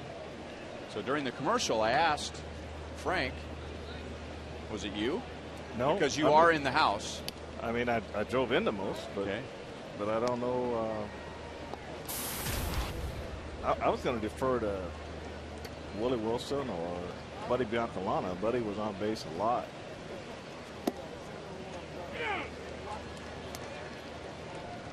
One ball, one strike on Matt Trainer. Kevin Shank wants some clarification. Are either one of those official guesses? I'm going to say Willie. Willie in the '80 World Series, you know, he struck out 12 times, and that was a big story. And then he came back in the '85 World Series and led the series in hits. So I'm going to guess Willie. Okay.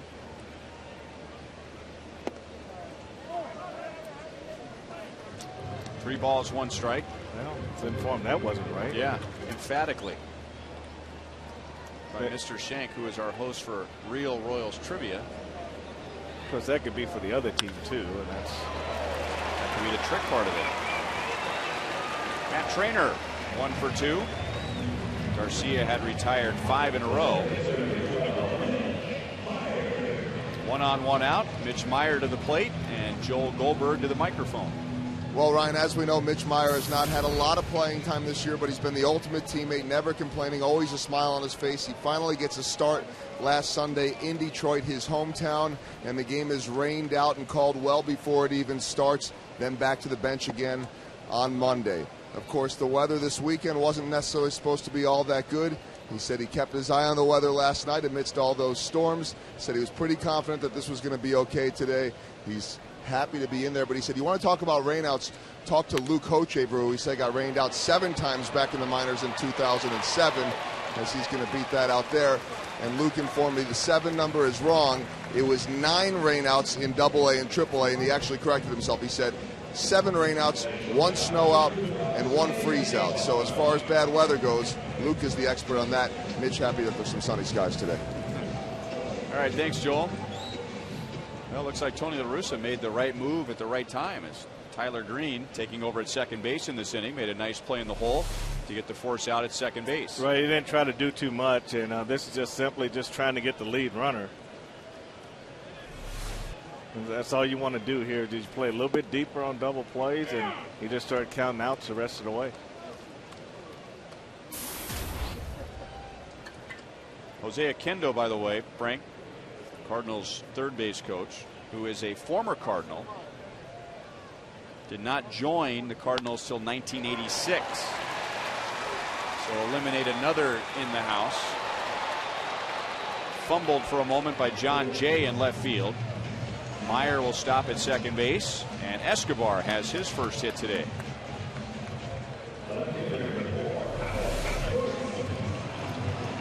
Inside, clears his hip to get the hands through. Hard ground ball in the left field.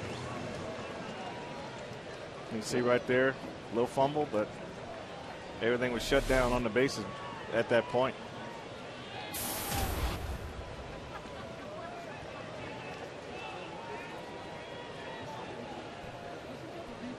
Oh. Well, we just got a hint. This person is not in the house.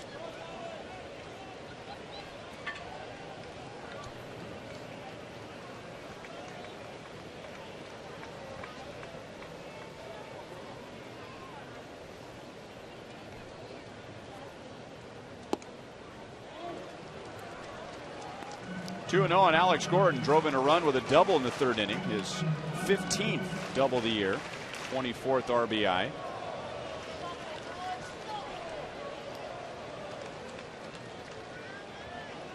Only Michael Young and Carlos Quinton have more doubles in the American League than Alex Gordon, who had 36 in his rookie year.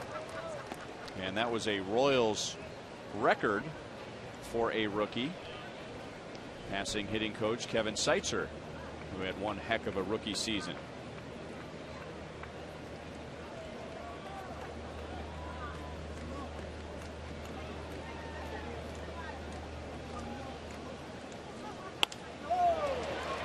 Into right field, Berkman backs up, and there are two down. Meyer will move up to third base.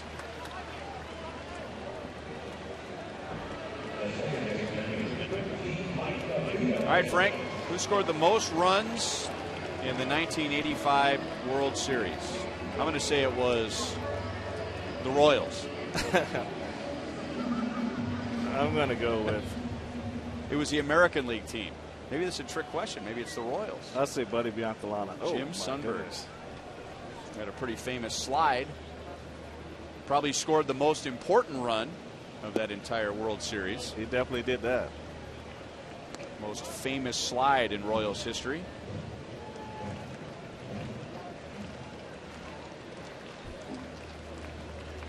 And Buddy Biancalana came running into the picture and flying into and hugging Jim Sundberg at the same time. Well, that was the one foul that Dane Norris came out of, and he came out of that one with a bloody nose.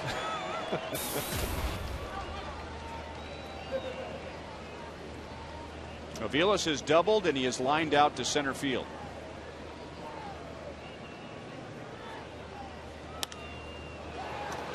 Pops it up. Green with the sun. Can't make the play. Royals get a run. Escobar goes to third.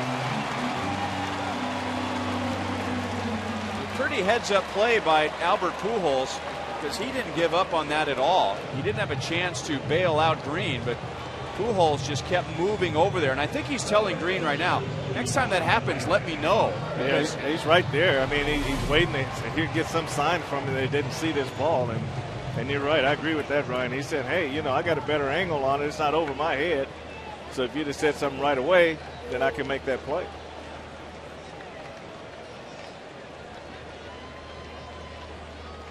Well, that's what you call helping on one end and hurting on the other. And now Hosmer pops it up. It's Descalzo coming in from third. He's able to handle it. Hosmer is 0 for 3. Royals get a run. They trail by 5.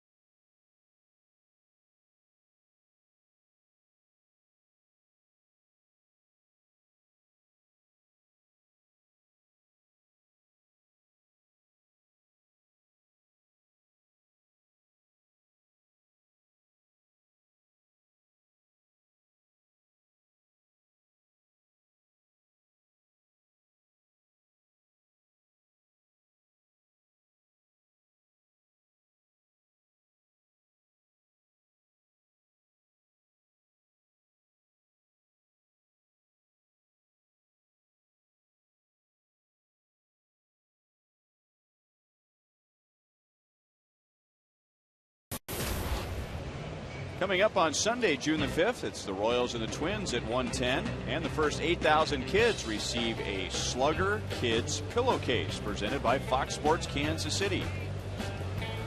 2 weeks from today.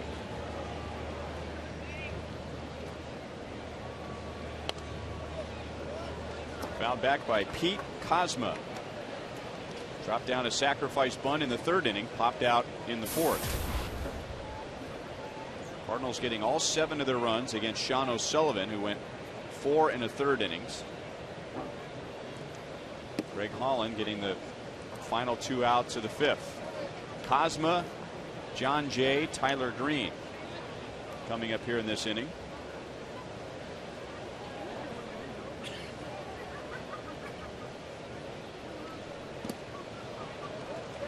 One and 2. Royals shut out the Cardinals on Friday and then held them to 3 yesterday. St. Louis won that game. But this is more like a Cardinals road game. They have been averaging 6.5 runs a game on the road.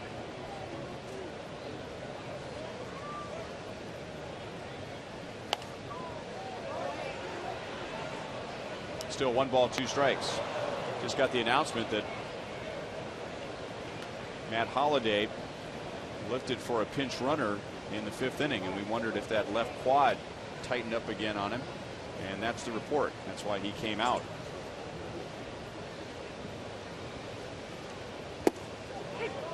Got him looking. Holland strikes out his 2nd.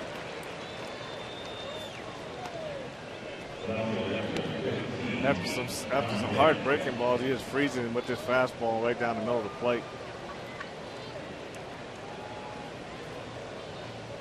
Yeah, you tell athletes that are sore, got sore hamstrings, sore quads, Ryan, and you say, hit the ball, but go half speed, but don't try to go full speed. But then you get caught up in it, and you're trying to beat out a ground ball, double play, and sometimes in the heat of the moment, you forget. You just come out of there, just trying to do the best job you can.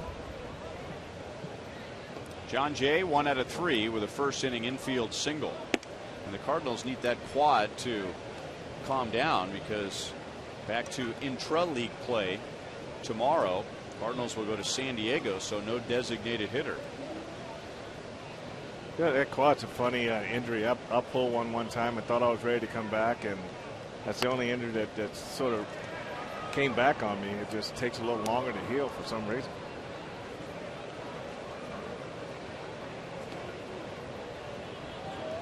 That was the injury that Rick Ankiel dealt with last year. Went on the disabled list in early May. Thought he might be out for a couple of weeks. It was much longer than that. 2-2. John Jay, a 2nd-round pick in 2006 out of the University of Miami.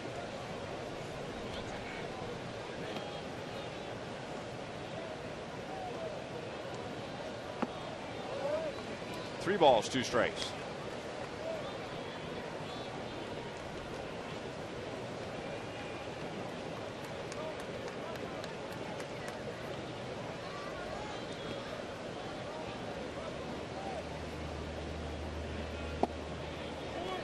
A 1-out walk. So Holland has struck out 2. Now he has walked 2. Today's copyrighted telecast is presented by authority of the Kansas City Royals and may not be reproduced or retransmitted in any form. And the accounts and descriptions of this game may not be disseminated without the express written consent of the Kansas City Royals Baseball Corporation. Brian Lefevre with Frank White, Joel Goldberg, producer Kevin Schenk, director Steve Kurtenbach, associate producers Al Broughton, Sam Abramson. The producer of Royals Live is T.J. McGinnis. All of which will be on their way to Baltimore. Royals have tomorrow off. It'll be a travel day.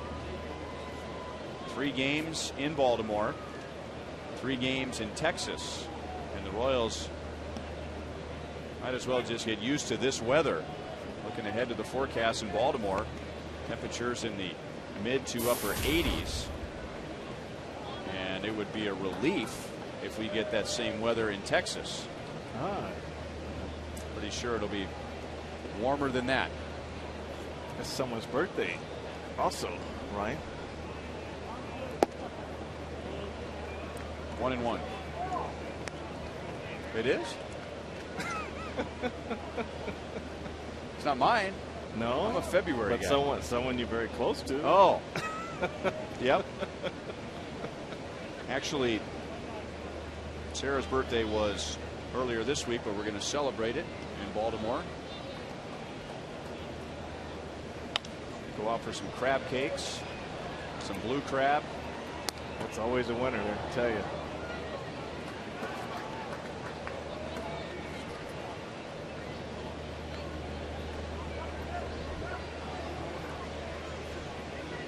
Great place for baseball, Baltimore, Maryland.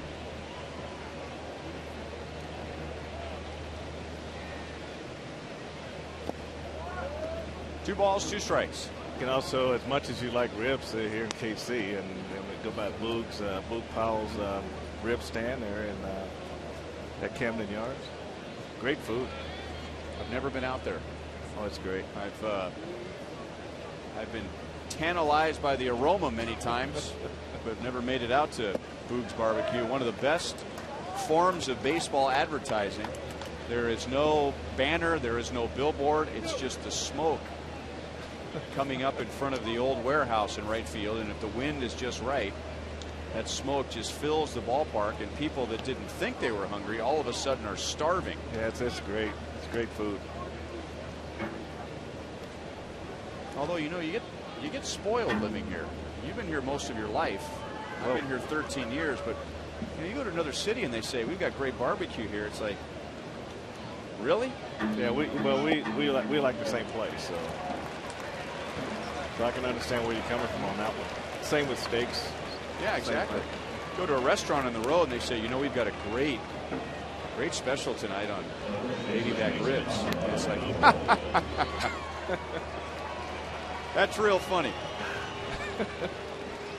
But crab cakes. It's like a guy. Crabs, yeah, it's like a guy from Maine going to Wyoming, and they're telling him we've got a great lobster special tonight. You know, it's like, okay, that's funny. I guess I've been here long enough where I've become snotty about my barbecue. There you go. A strikeout and now 2 walks. So 2 on for Albert Pujols, 1 for 3. 3 out of 9 in the series without an RBI, and he has scored 1 run.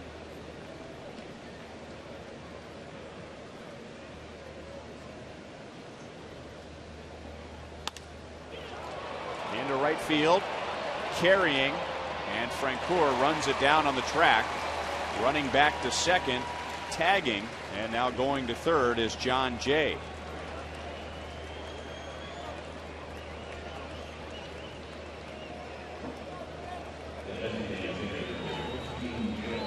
So first and third and 2 down, and Gerald Laird will hit for the first time.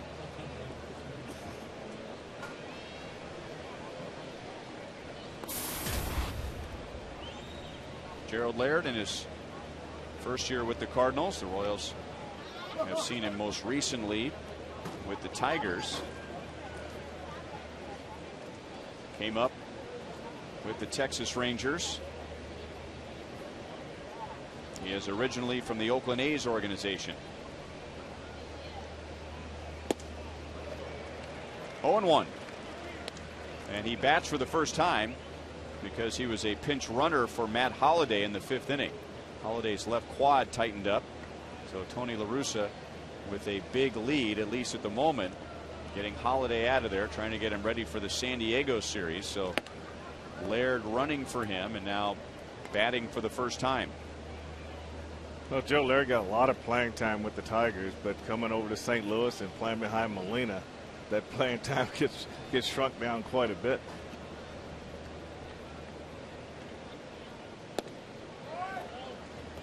Two balls, 1 strike. You don't say this often about a catcher, but you have to be alive for a drag bunt when Gerald Laird is up there. An excellent bunter, and especially to the third base side. Don't know if he'll lay one down in a 5-run game. Good breaking ball. 2 balls, 2 strikes. Just known mainly for his ability to catch a game and throw. Those are two of his. That's 2 qualities of a backup guy. And I guess he played a lot with the Tigers, but he should be a lot stronger with the Cardinals because he's not asked to play as much. Good fastball, strikes him out. 2 walks, 2 strikeouts. Greg Holland has a scoreless 6th.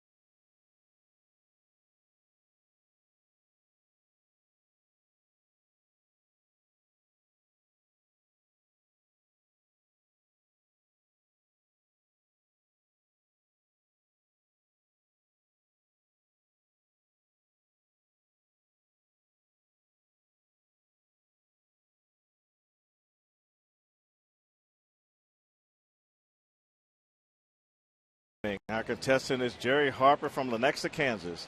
If the Royals hit a home run this inning, Jerry will win a whopping $1,700. But if the Royals hit a grand slam out of the park, Jerry will win $25,000 from Sonic and the Kansas City Royals.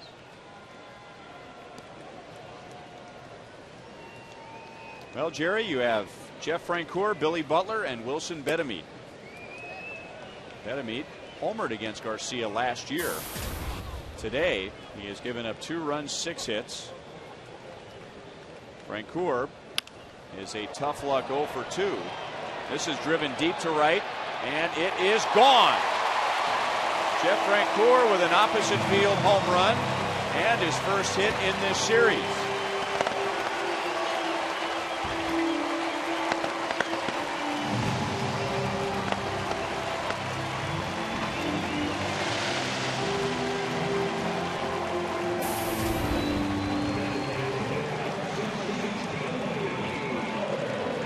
Well, Jerry Harper, jump up and shout. You won that whopping $1,700 courtesy of Jeff Francoeur here in our Sonic Slam inning.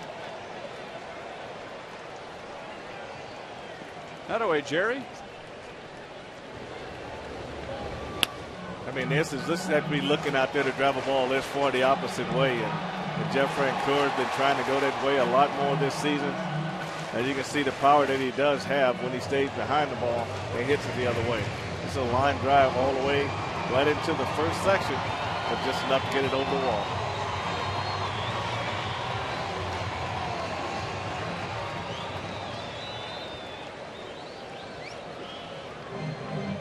Cardinals might be having trouble with their bullpen phone. So they're calling out security. We know this routine now because we saw this happen on an earlier homestand. So the procedure here is for a member of security to go over to the Royals dugout and tell them that they are not allowed to use their bullpen phone because the Cardinal bullpen phone is not working. And I think Joe West was here. I think he was on that crew, wasn't he, when the phones went down? Because remember, Joe West went over to Darren Ivey. Yes, you're right. And we wondered what that was all about. thought maybe there was an unruly fan or something, and it was Jeff Montgomery who recognized what was going on and saw that perhaps the Royals' phone wasn't working. Because remember, the Royals had somebody warming up in the bullpen, and we took a shot of that person warming up, and then moments after that, that particular reliever was down and another guy was up, and I think that's how Monty added it up. He was right, and so Tony La Russa, maybe the reason he is making an issue of this is because he wants to make a pitching change, but because the phones weren't working, he didn't have the proper amount of time to allow Miguel Batista, the former Royal, to warm up. So he'll come skipping into the game, and the Chevy call to the bullpen.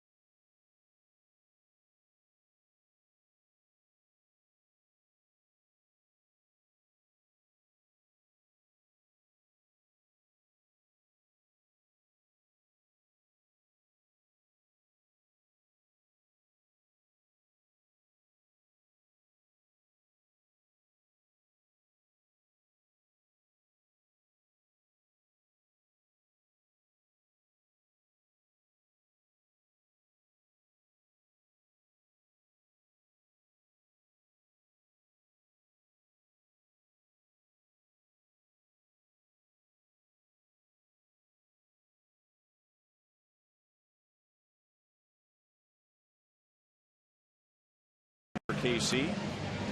As part of our Fox Sports Supports charitable initiative, we are proud to wear these pins during our 2011 MLB on Fox Sports Kansas City season to support Stand Up to Cancer and their work to fund groundbreaking research that helps accelerate treatment to patients. For more information, please visit standuptocancer.org/Fox Sports.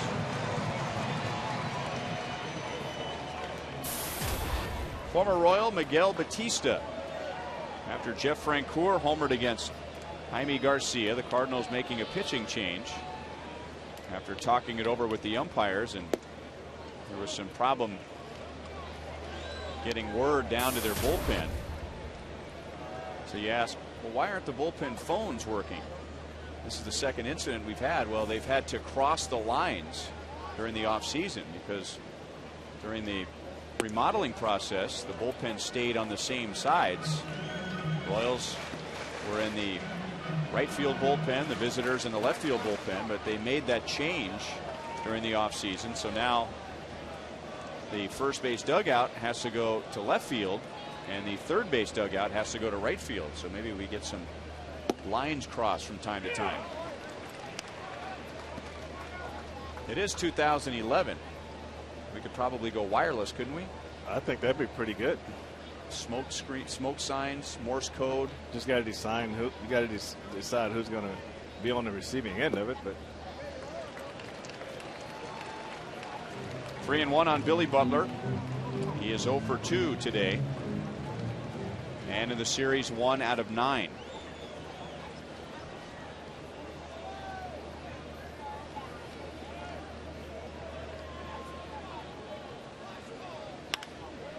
And a base hit. That's going to roll deep. Billy's going to try for 2, and John Jay's throw arrives late. So after the Francoeur home run, Billy Butler has his 13th double.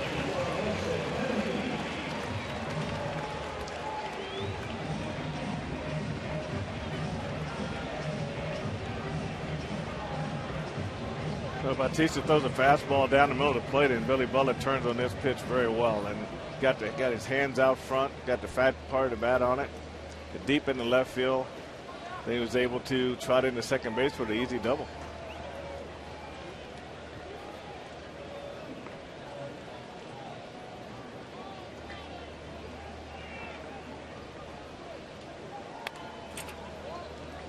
Fouled away by Wilson Betemit. 0 for 2 today against Jaime Garcia. Last year he had a 3-run home run against Garcia. Now facing Miguel Bautista. 40-year-old Miguel Bautista. He turned 40 in February. 1-1. Miguel Bautista 12 times in his career has changed organizations. Played with the Royals in 2000. 14 games. He made 9 starts. Also pitched part of that year at AAA Omaha.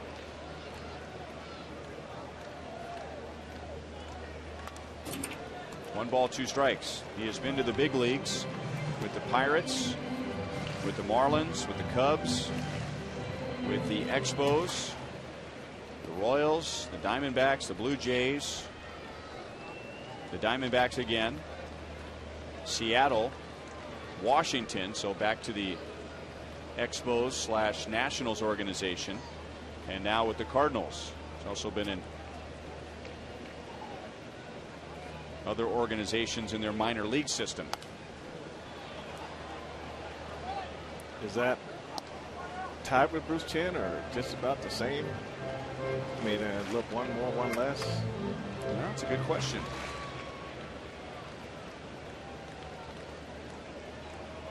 Have to count the major league teams here.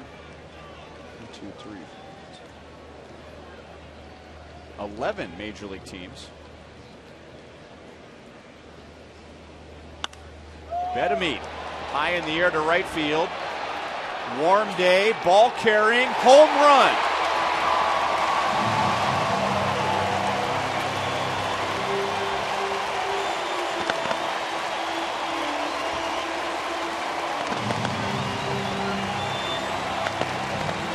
The Royals have scored 3 in the 6th inning, and it is a 2-run game.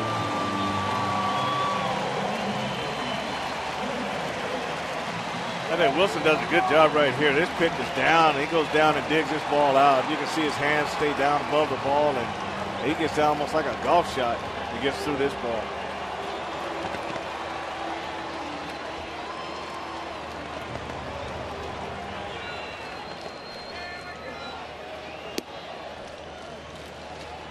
Now all of a sudden,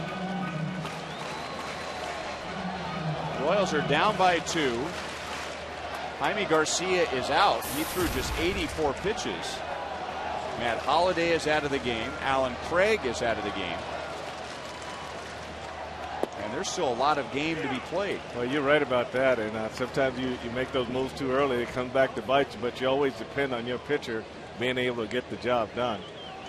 And, you know, Ryan, Jerry Harper's having a great day. You know, with that home run from Wilson Betemit, you can add another $100 to the Sonic Slam.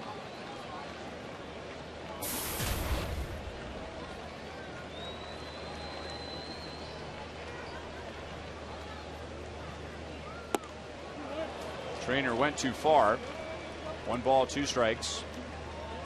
Yeah, I thought Tony might try to get a little bit more out of Jaime Garcia.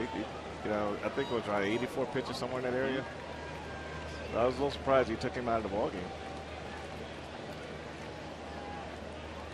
Brian Tallett, who just came off the disabled list, appears to be ready in the bullpen. Garcia personally is 5-0. The Cardinals are 6-3 in his first 9 starts. Now put that on the back burner for a moment. The Royals lead the major leagues this year with 7 walk-off wins.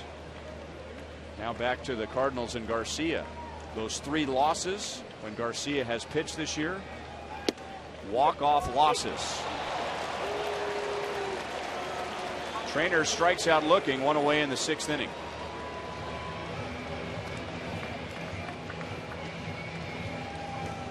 Well, that's one there that with 2 strikes, it's kind of hard to argue that one there. As a hitter, you got to try to fight that one off. But Matt Trainer thought that was in a lot further than it was. Batista gets 1 out. He also gives up a double and a 2-run home run with Mitch Meyer coming up. Left-hander Brian Tallett jogs out of the pen.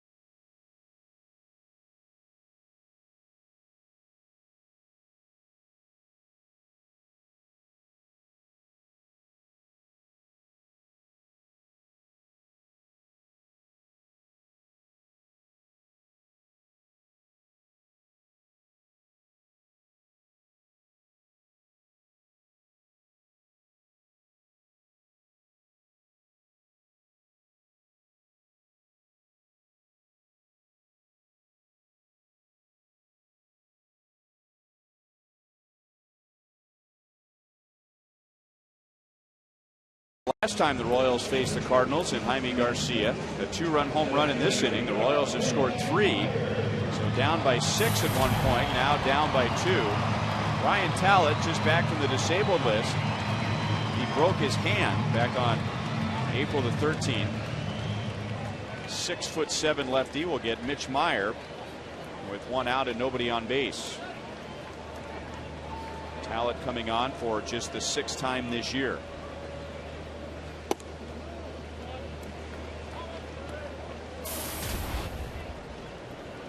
Meyer has been on base twice, and he has scored twice. Singled and scored in the 3rd, reached on a force out, and came around to score in the 5th.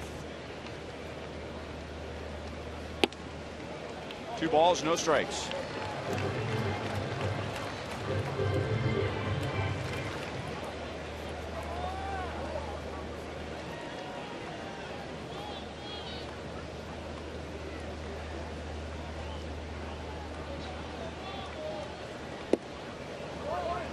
Two and 1.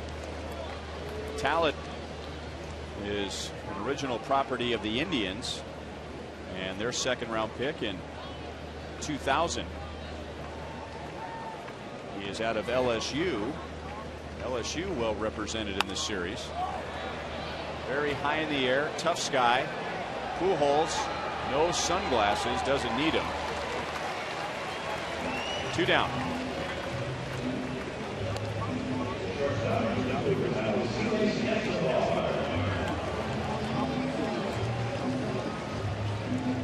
Tallett played with Ryan Theriot at Louisiana State.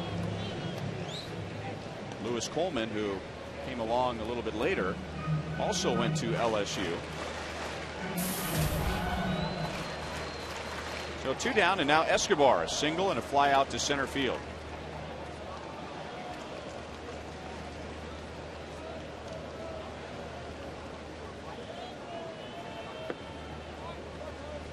One ball, no strikes.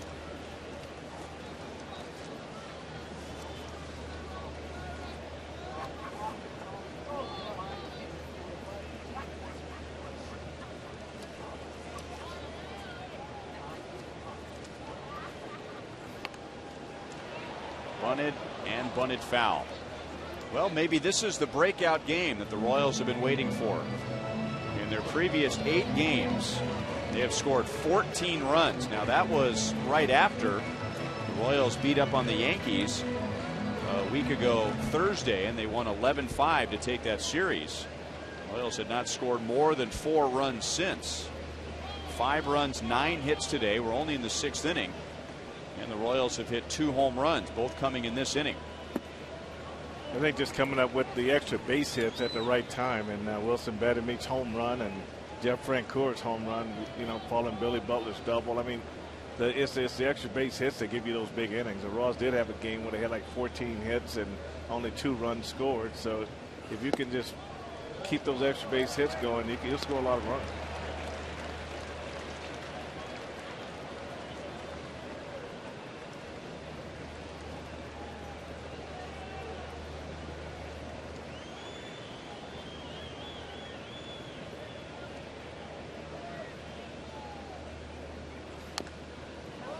Three and two. Tony La Russa, we just talked about how he is always in the game, always on the steps of the dugout. He just took his cap off and casually caught that foul ball with his cap. Okay, let's get back to the game.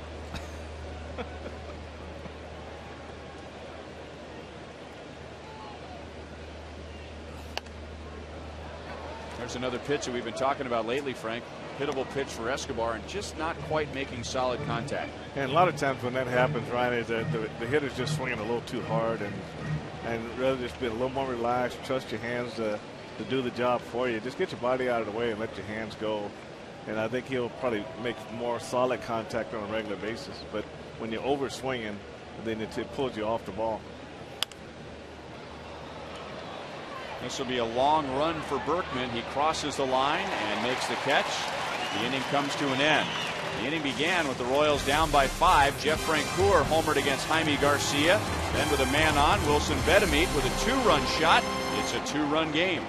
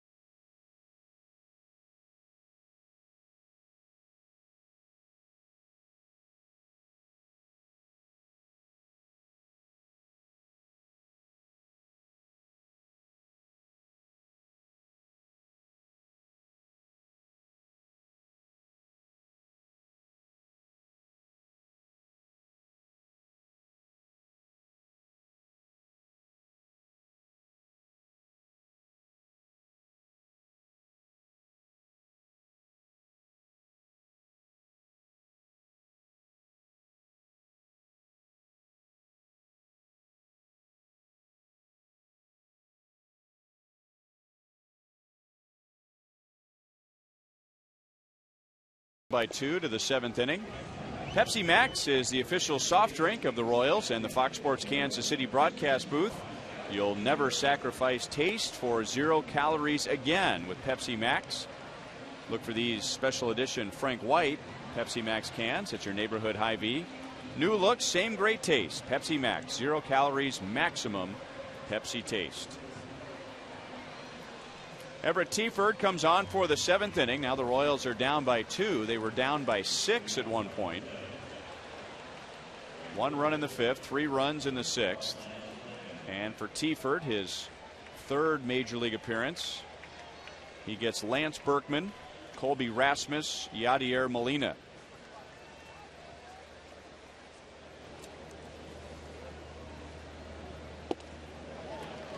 Berkman, a switch hitter, moves over to the right side. As a left-hand batter today, 2 walks, a run scored, and a fly out to left field.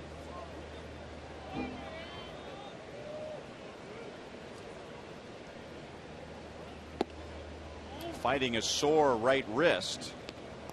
He did not appear in the first 2 games of this series.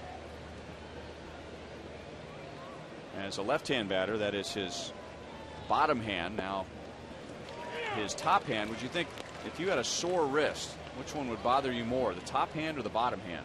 The bottom for me, because especially if you swing and miss and roll over, because you can always take the top one off, but that bottom one you hold on to the bat with.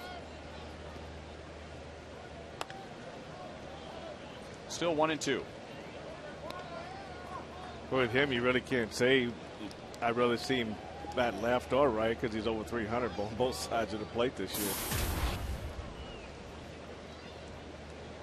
346, second in the league in hitting, second in home runs, third in RBIs. Chop to third. Bedemeet moves in.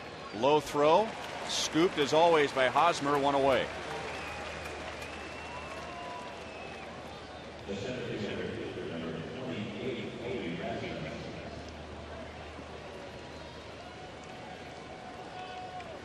So Everett Tiford, he had a section full of family and friends for his major league debut earlier in the homestand, and included in that section family from here in Kansas City. His father was born in Nebraska, but when his father was young, the family moved to Topeka and then eventually settled in the Kansas City area. His dad went to high school at Bishop Miege, was in the military, moved around the country, went to Penn State, and then eventually finished his education at Georgia Tech, settled there, and that's where Everett grew up. Born, raised, still lives in Alpharetta. His relatives here in town live in Overland Park. An aunt, an uncle, and a cousin were here when he made his big league debut.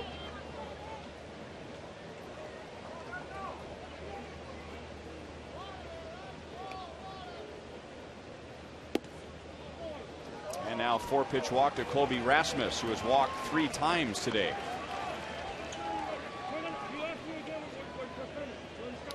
Angel Campos and Matt Trainer getting into it. Ned Yost yelling from the first base dugout to support his catcher. Trainer a little more professional. He just got kicked out of the game. Nobody in the ballpark would have known that they were arguing if Angel Campos didn't get in Matt Trainer's face. Matt Trainer had his head down the whole time. Remember when something like this happened last year with Jason Kendall? Well, the one thing that umpires never do, they never get in front of a catcher and really start barking at a catcher. Normally you stay behind the catcher, say what you got to say, then you go from there. And I don't blame Ned Yost for being upset in this situation here, because this is clearly initiated by the home plate umpire.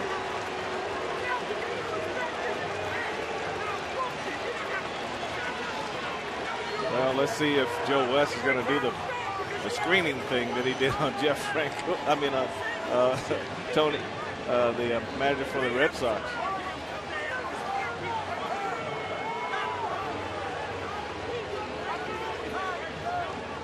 Now, Terry Francona, he kept it from arguing with the guy that threw him out of the ballgame. You can't do that either. The only reason we had any idea that there was something going on is because our microphone behind home plate picked it up, and it caught my attention. I immediately looked down at the field, and Matt Trainer, see Matt Trainer? He's looking away from the umpire. Nobody has any idea he's having a conversation with the home plate umpire. So that's a professional right there. And even before that, Angel Campos had gotten in front of Matt Trainer.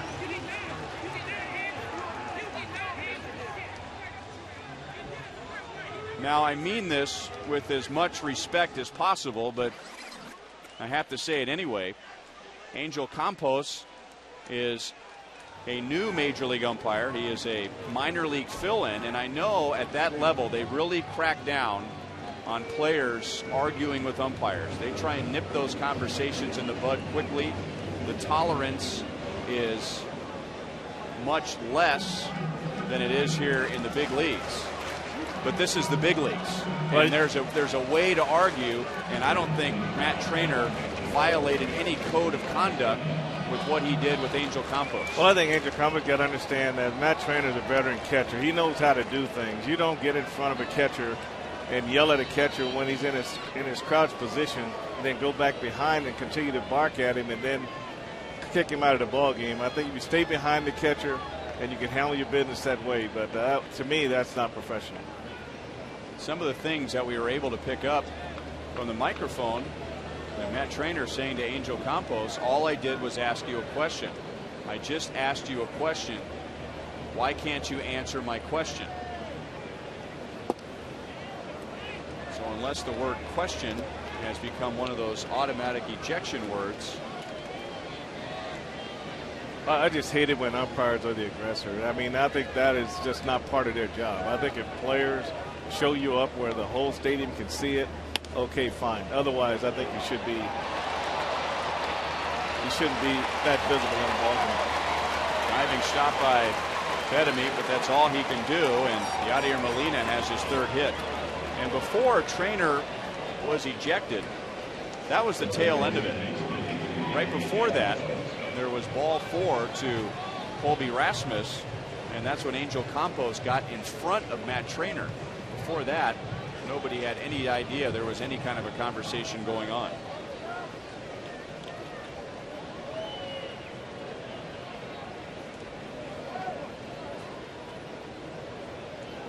So 2 on, 1 out, and now Daniel Descalzo. 2 hits, an RBI, and a run scored. And Tiefert gets a fastball over the inside. You know, Ryan, it's kind of hard to let that go. I mean, you get young players come to the major leagues, and what do? You try to get them with veteran guys. You try to professionalize them, try to teach them how to be good major league players and good teammates. And why can't the umpires do that with their young guys that come up to fill in? Why can't they give them some ground rules to go by? I mean, you can't bring that minor league stuff into the major leagues. That's bottom line. It just doesn't work that well. Well, and last year, the same situation with Jason Kendall. That was a minor league umpire that was filling in, and the exact same thing happened. Nobody had any idea that Jason Kendall was saying anything to the home plate umpire until the home plate umpire. This one was even worse. That umpire, remember, got in front of Jason Kendall and crouched down in front of him, and thought Ned Yost was going to blow his top when he saw that happen to his veteran catcher. And Ned, of course, a former catcher himself.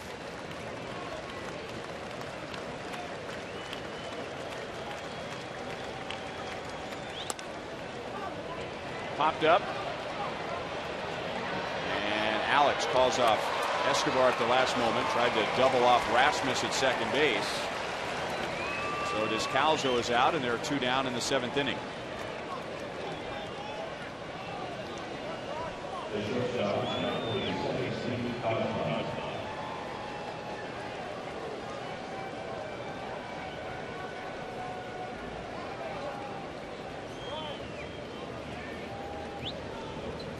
And before the Royals pitch to Pete Kozma, pitching coach Bob McClure jogs out to have a word with Tiefert.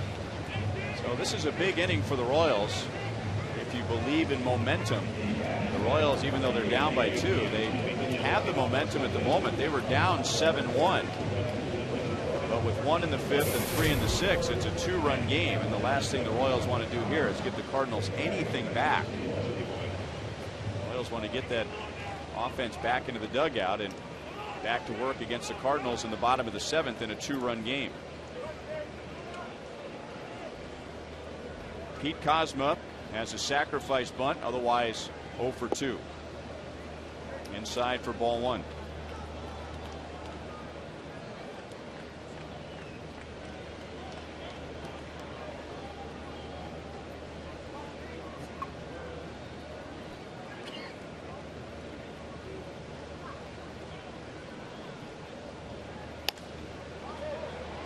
Up the right field line, slicing foul, and up against the wall.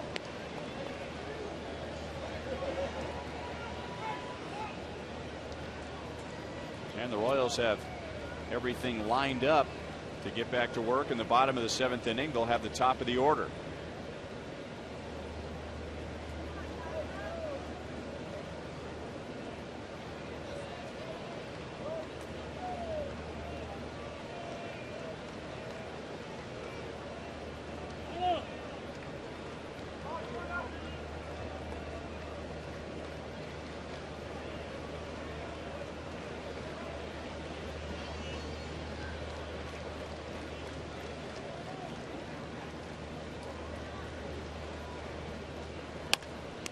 Back to Tiefer. Got a glove on it. Runs halfway to first base, and he gets out of the 7th inning. Stretch time at Kauffman Stadium in a 2-run game.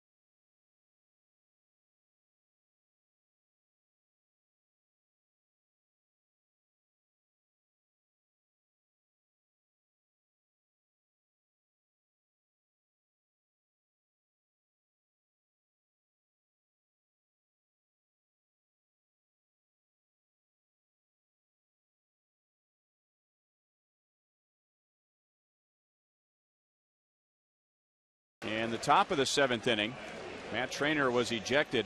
Here's the part of the play we were talking about. This is right after the walk when umpire Angel Campos got in front of Matt Trainer. Matt Trainer with his head down, acting as though he is wiping away the plate, but the umpire clearly made a move to get in his face. The conversation continues, and he gets thrown out. So at some point, I think Angel Campos will learn from a more veteran umpire that Matt Trainer was doing the veteran professional thing in the way he was going about, and as we picked up from our microphone, discussing the call, not even arguing the call, but just asking him about the previous call that resulted in ball 4. And because of that, the Royals lost Matt Trainer in the top of the 7th. You know, Ryan, when he sends in his report, you know what it's going to read? Arguing balls and strikes. That's all it's going to read. It won't have anything to do with his what the part he played in this, how he set it up, how he instigated it, and how he continued to talk even when he was behind the catcher, Matt Trainer. And that's what I have a problem with. You know, just all this is going on, but in the final report, well, he got kicked out for arguing balls and strikes. That's terrible.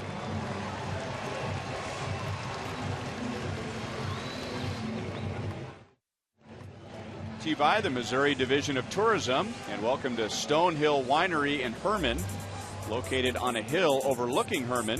Stonehill Winery and Restaurant is one of the most popular tourist attractions in Missouri wine country. Each year, Stonehill welcomes thousands of visitors who enjoy not only the award-winning wines and juices, but also the region's old world hospitality and surrounding beauty. Go to visitmo.com to start planning your next Missouri getaway. Top of the order, and Alex Gordon takes inside from Brian Tallett.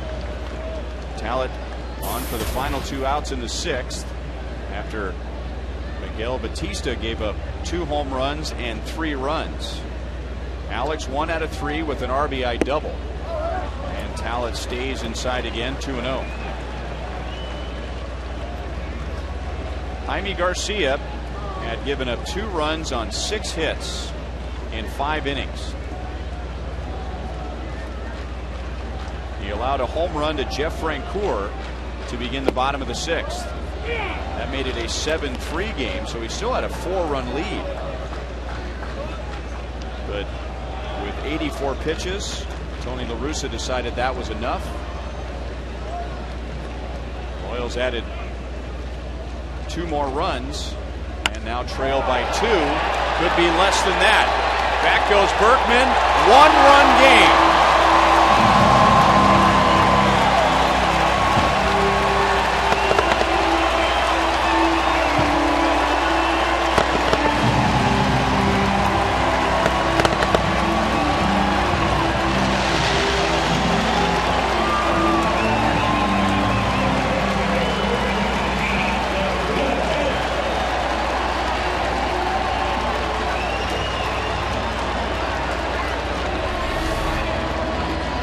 right down the middle.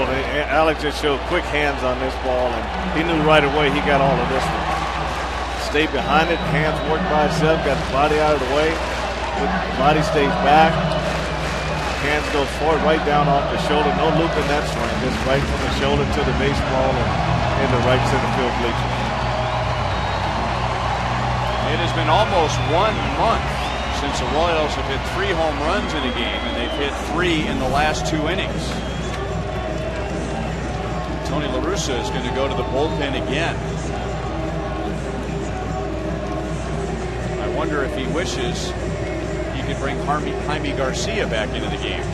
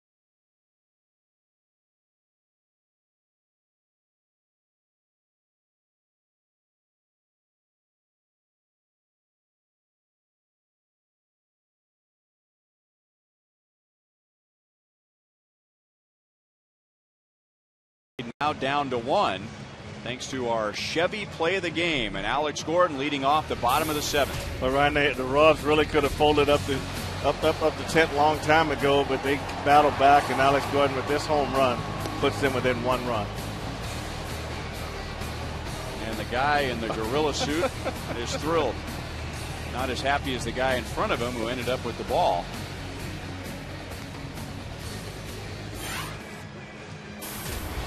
Eduardo Sanchez, who has been used as a closer by the Cardinals, he has 4 saves. He comes on with nobody out in the 7th inning. Not very big, listed at 5'11", but has a big arm. And he'll get Mike Aviles. Well, this is the big game that the Royals have been waiting for. Big game on offense. 6 runs, 10 hits, 3 home runs. Before today, the Royals had scored 14 runs in their last 8 games, going back to the 11-5 blowout of the Yankees a week ago Thursday. 2 hits for Aviles and an RBI.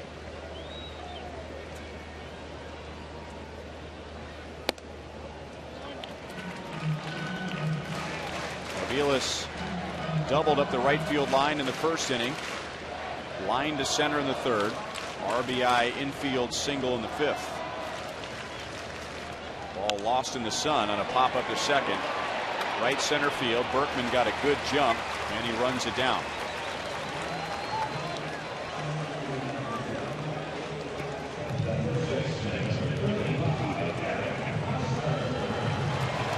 So 1 away, and now Sanchez pitches to Eric Hosmer. 6-game hitting streak entering the game. He is 0 for 3 today. All of his at-bats against the lefty Jaime Garcia. 2 ground balls to first base and a pop out to 3rd.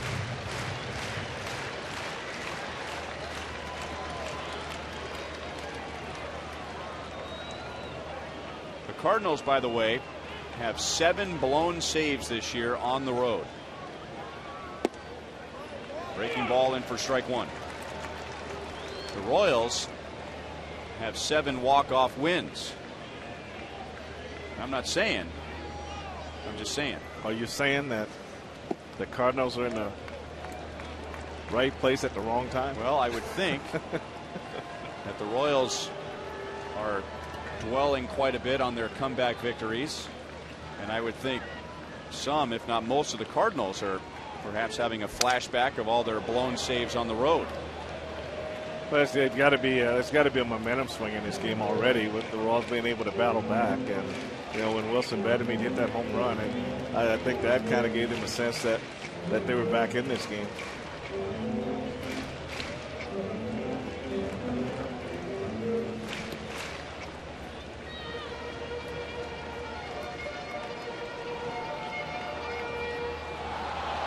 Royals scored 3 against Garcia in 5 innings, 2 against Miguel Batista in a third of an inning, and 1 against Talbot in 2/3. And now Aaron Crow is getting ready for the top of the 8th. 2-2.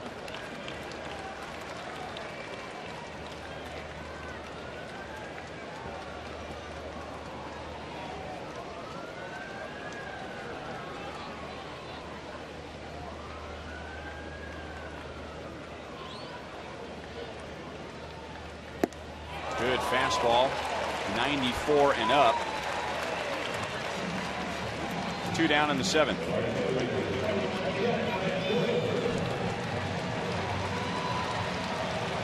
Royals were down by 5 runs when Jeff Francoeur came to the plate in the 6th inning. What makes this home run impressive is the opposite way. I mean, he stays out over this pitch and looks away and drives it away, and line drive right into the little cheap seats out there. 2 batters later, Wilson Betemit hit a 2-run home run, and now Alex Gordon this inning has hit a solo home run.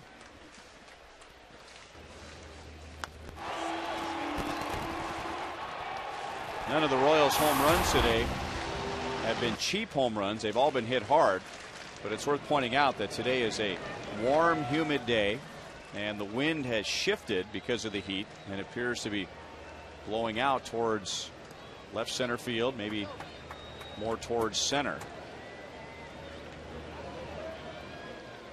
And that nicked Francoeur on the helmet.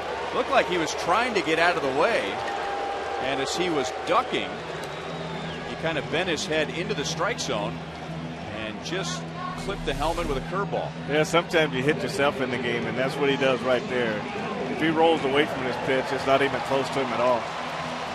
But when it first came out of Sanchez's hand, it probably looked like it was over his head, and then the ball comes down, he ducks right into it.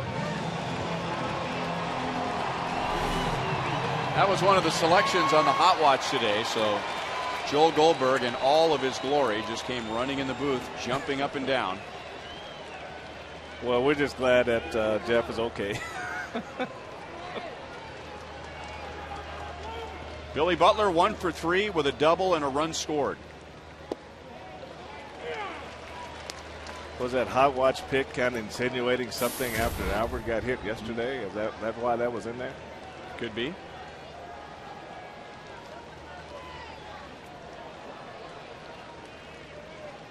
Probably shouldn't tell Jeff, though, that Joel was celebrating him getting hit in the head. I won't tell him that.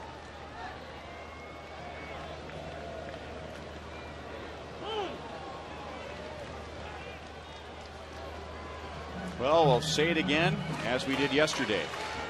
If anybody wearing powder blue today is more due for a big hit than Billy Butler, I don't know who it is. He almost had a 2-run single yesterday, if not for a nice diving play at short by Ryan Theriot in the 4th inning. Trying to go to the opposite field, fouled it away.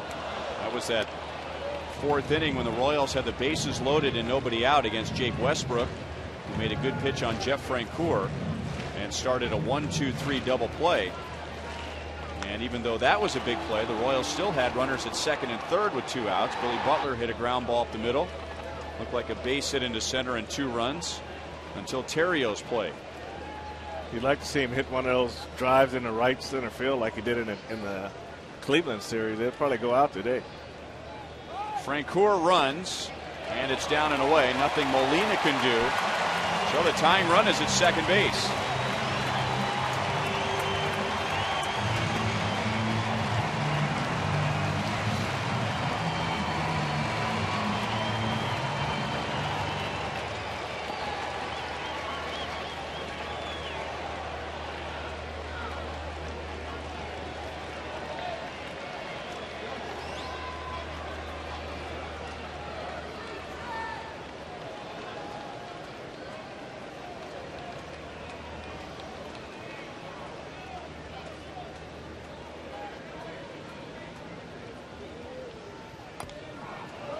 Stays alive. Tough slider breaking down and away. Yeah, Billy got stretched out on his swing, and that top hand took over and rolled it back. That's the ball they want to stay behind and take it the other way.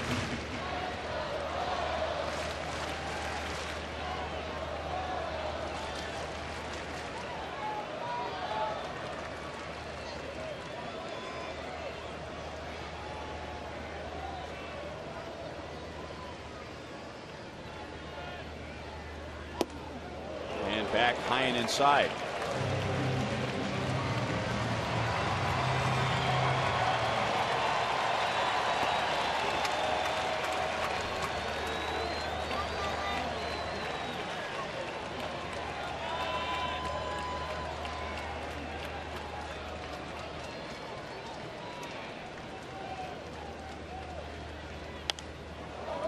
Still 2-2. Got a lot of the plate, but that fastball was at 96 miles an hour. Sanchez is yet another player out of the Cardinals system. Signed him as a free agent out of Venezuela in 2005 when he was 16 years old.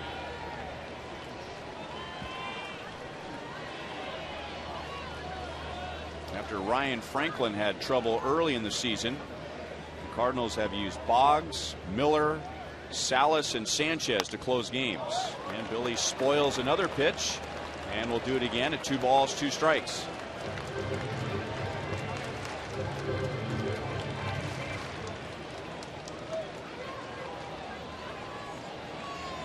Alex Gordon is homered. Then with 2 outs and nobody on, Jeff Francoeur hit by a pitch and then stole second base.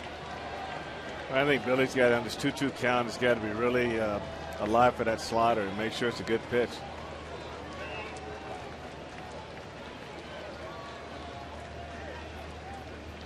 And the slider is way down and away.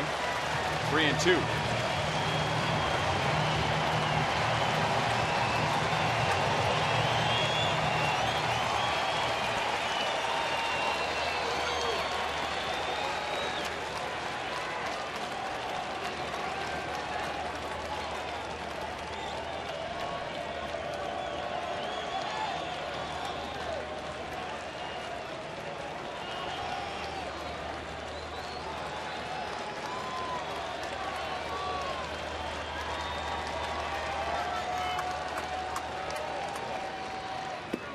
Laid out the slider again.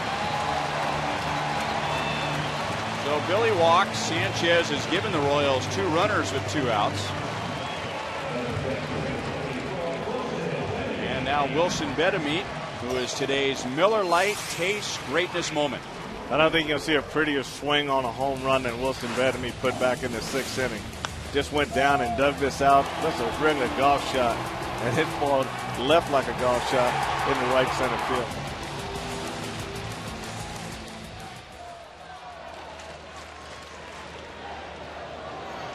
It was almost a month ago, April the 24th in Texas. That was the last time the Royals had 3 home runs in 1 game. They have 3 home runs in 2 innings. Francoeur and Betemit in the 6th, Gordon here in the 7th. Slider is low, 1 ball, no strikes.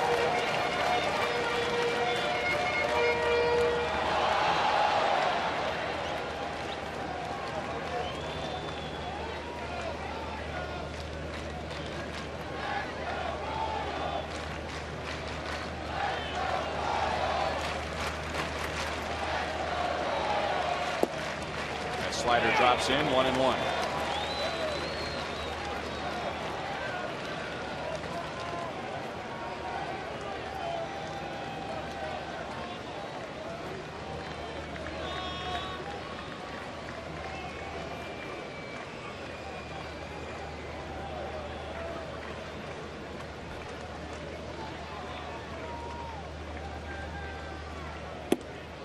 Two balls, 1 strike. All of a sudden, Sanchez is having trouble with the strike zone. Well, 2-1. Wilson Betemit's in the driver's seat right now. He can look for his pitch.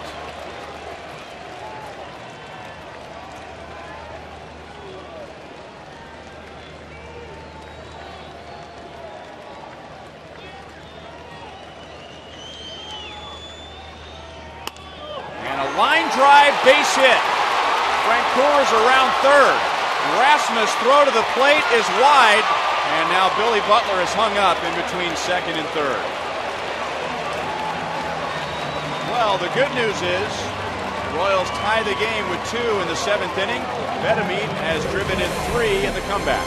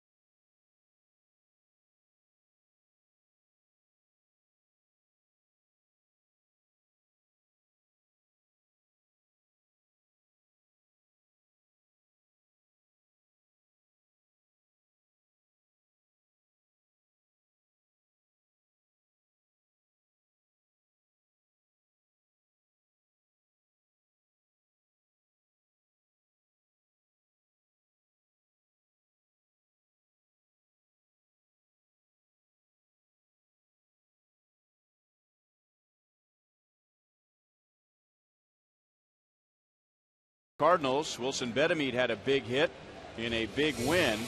Today he has 2 big hits. He is our Jaguar Performance Player of the game. Now Wilson Bedamine continues to impress, Ryan. First with a 2-run homer to get the Royals rolling, and then he comes back in the 7th with a 2-1 fastball to hit it up the middle to tie this game for the Royals. So the Royals come back from a 7-1 deficit, and now Aaron Crow takes over in the 8th inning. The former MU Tiger, and in Columbia that is mostly Cardinal territory. So Aaron Crow wasn't a big Cardinal guy as it was growing up as a Royals fan, but even less after hearing so much about the Cardinals during his college days. So he has a little extra edge about him in this series. He'll get the top of the order. John Jay, Tyler Green, and Albert Pujols.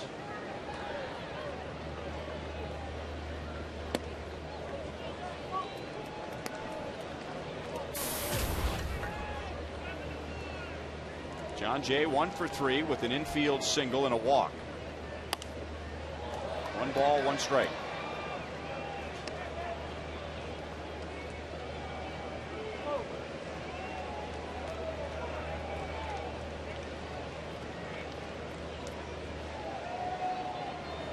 Well, once again, we see on display the character of this young Royals team. And you wouldn't even have to be labeled as a pessimist to think this was going to be a long day for the Royals. Down 7-1, facing the pitcher with the best ERA in the National League, but they've stormed back, and now here come the Cardinals. They have a leadoff double in the 8th inning.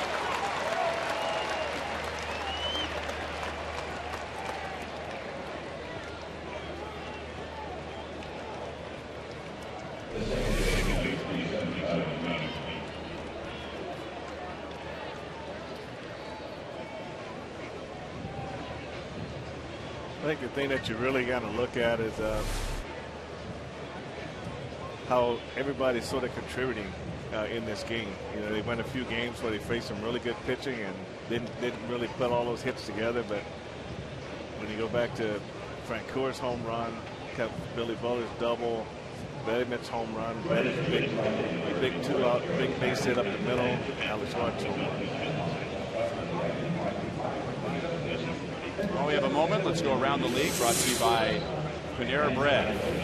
Yankees over the Mets. So the Yankees take that series. Here's a series that affects both teams here. Cleveland beating Cincinnati. Cincinnati in second place, chasing the Cardinals. The Royals are chasing the Indians.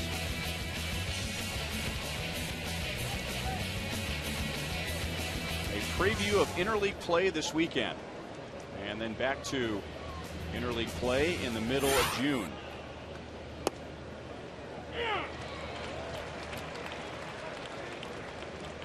Tyler Green trying to get John Jay over to third base.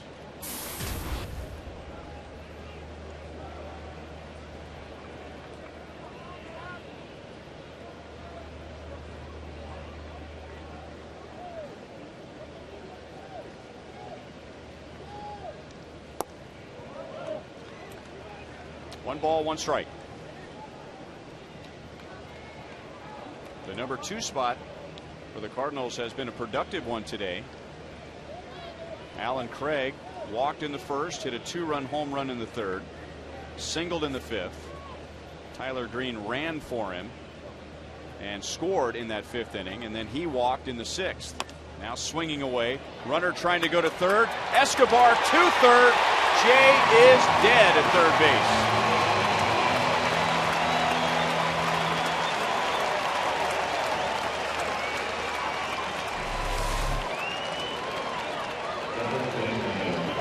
Wasn't much thought into that one. I mean, he knew he had him dead to right. He's charging the ball, moving toward third base, and as a base runner, you know that you can't go unless that ball's to your left. And Escobar reacted the way he should have, and Wilson Betemit went to the base.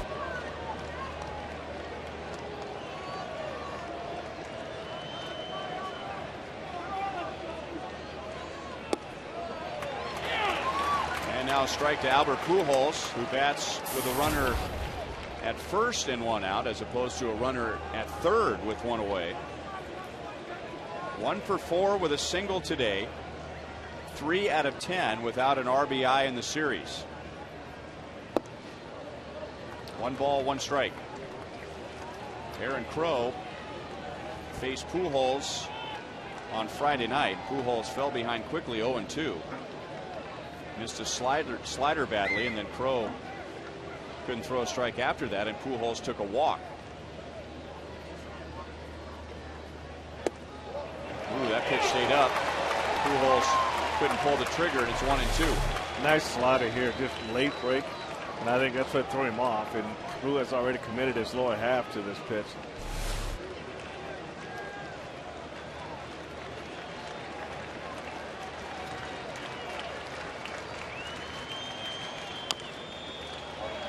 Rolled up the third base side, and that will stay fair.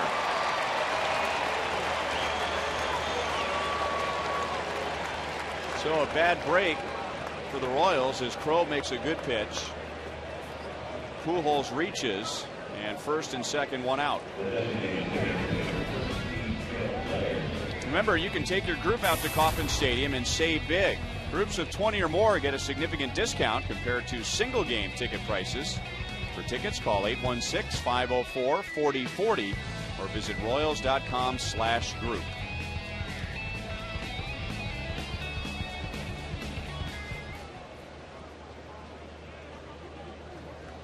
Now, here's a good break for the Royals. At least it would appear to be a good break. As we go back to the 5th inning, Matt Holliday was a runner at third base. The Cardinals had a big lead, and Holliday has been bothered by a left quad strain, and while he was standing at third base, was taken out for Gerald Laird. So instead of 2 on for Holliday, who is leading the league in hitting, it is Gerald Laird.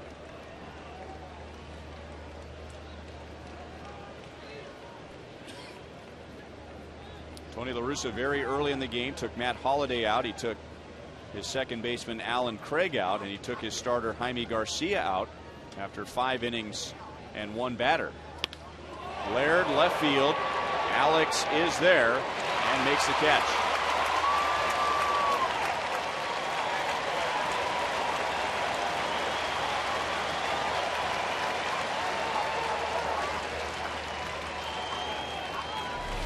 Alex just made this really look easy. Jared Laird hits his ball. When he first hits his ball, I'm thinking it's going to be in the alley, and Alex goes over, makes it look easy. Then he turns around, gets back on top, and makes a strong throw back into third base.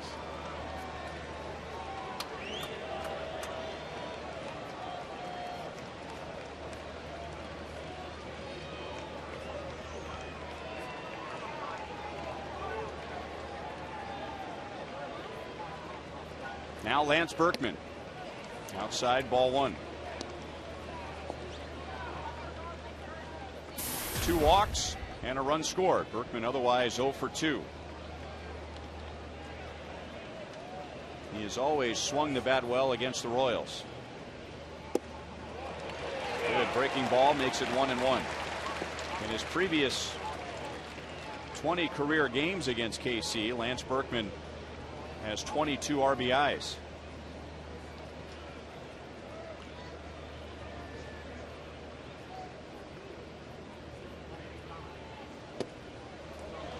Two and one. You can see Aaron Crow's fastball's got a ton of run to it, and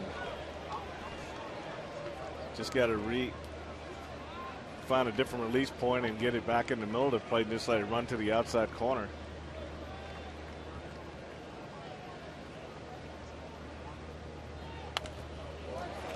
Two and two.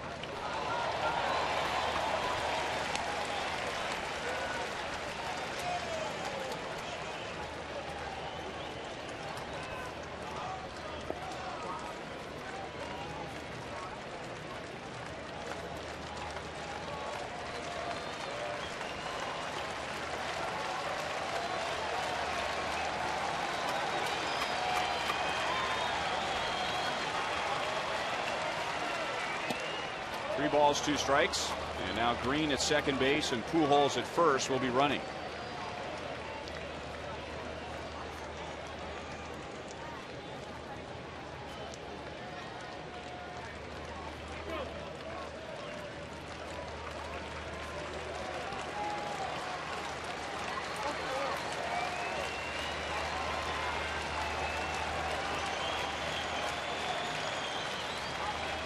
Struck him out.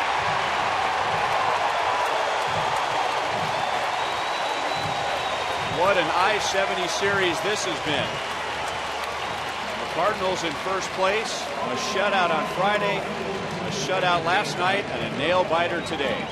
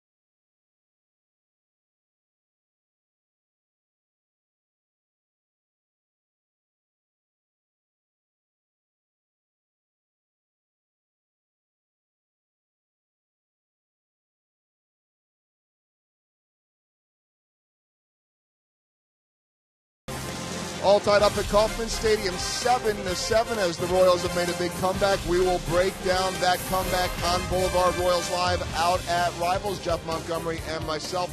Highlights, reaction, plus an impressive day from Alex Gordon in the leadoff spot.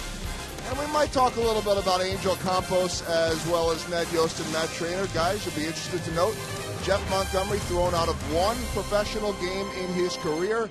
It happened in spring training with a minor league umpire that was up calling the game. We might have a little something to say about that on Boulevard Royals Live. bet you will. Bottom of the 8th inning, and it's Trevor Miller, the Cardinals' 5th pitcher. The first 4 have been scored upon. Jaime Garcia, with his National League leading 1.64 ERA, gave up 3 runs in 5 innings. Miguel Batista, 2 runs in a third of an inning. Brian Talbot, 1 run in 2/3, and then Eduardo Sanchez gave up a run in the 7th inning. Brian Pena hits for the first time. He replaced Matt Trainer in the top of the 7th when Trainer was ejected by home plate umpire Angel Campos, that Joel was referring to.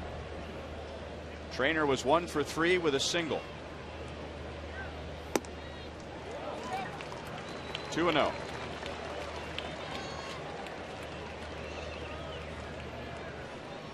Well, Brian leading this inning off, it wouldn't hurt for him to take a couple pitches right here.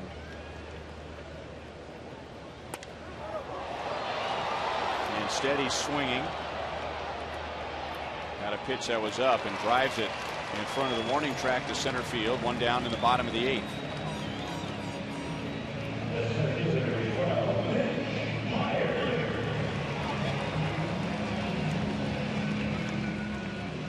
Day off tomorrow. Royals will be in Baltimore on Tuesday night. Danny Duffy will make his 2nd major league start, going up against Zach Britton, who is 5-2 for the Orioles.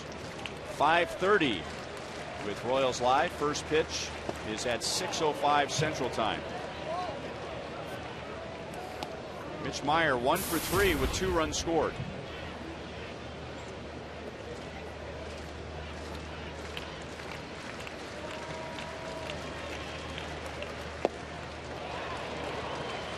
Oh, 2.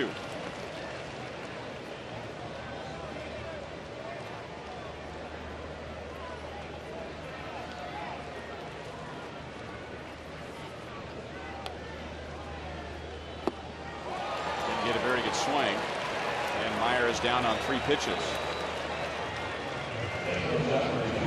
Joaquin Soria getting ready for the 9th inning. Cardinals have Rasmus, Molina, and Descalzo.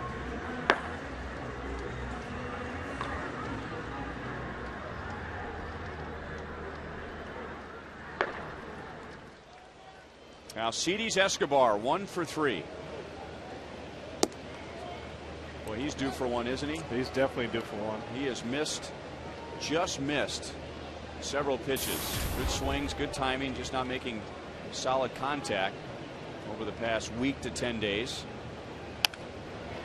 Up the middle into center field. The Royals have a base runner with 2 outs.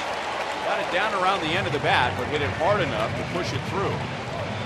And Escobar has a 2-hit game.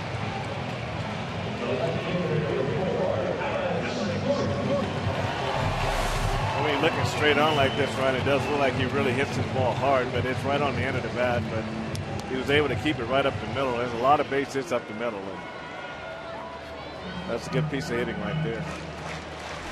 Slowly but surely.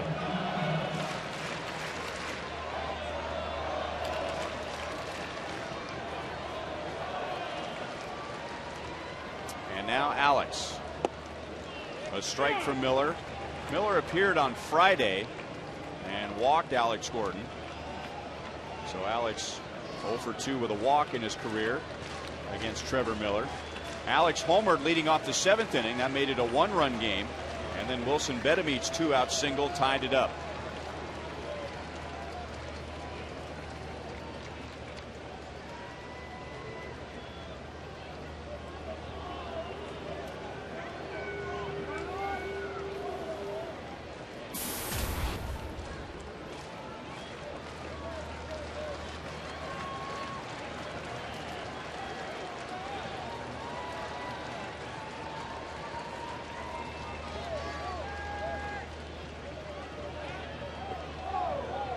Escobar has stolen 5, but he has been thrown out 4 times. No, Alex really has looked good today. Even against Jaime Garcia, he got called out on a pitch inside, but he didn't really give in on that pitch. It was a good pitch, and then he had a double to left field and also a line out to 9 and a home run against the lefty also. So all in all, he's made some pretty good adjustments today. Into the seats off the right field line. No balls, 2 strikes. Royals with 2 in the 7th inning to tie the game. So they have scored 77 runs this year from the 7th inning on. That leads the major leagues. They also lead the major leagues in runs scored from the 8th inning on.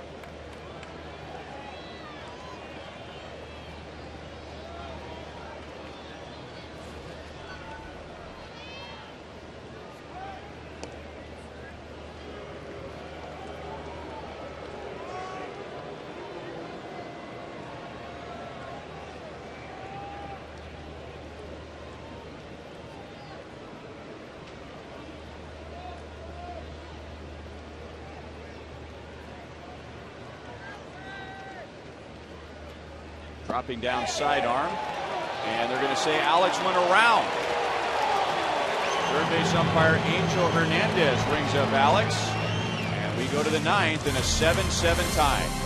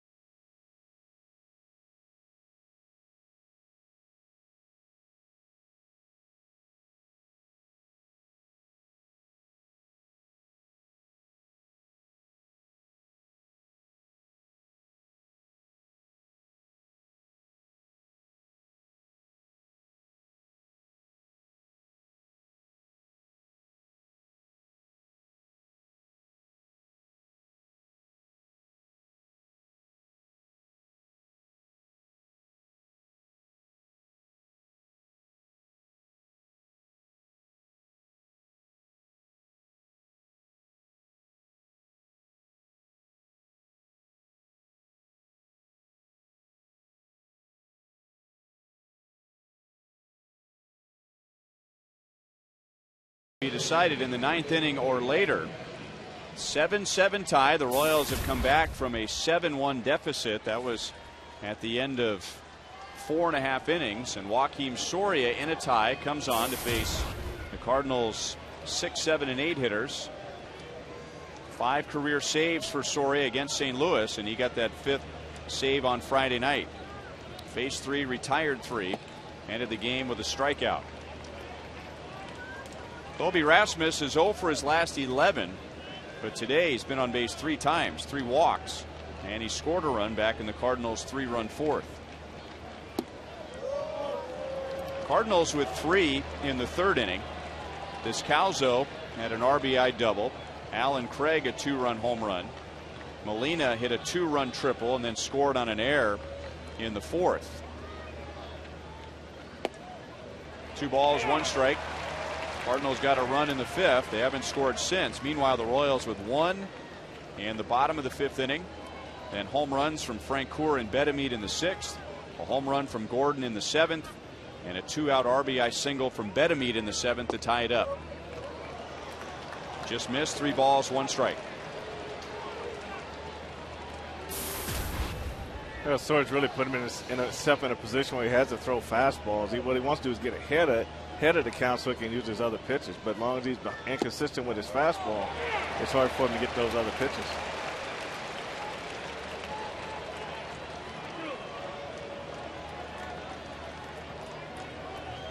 Staying away and down and away to Rasmus, who has 3 home runs this year.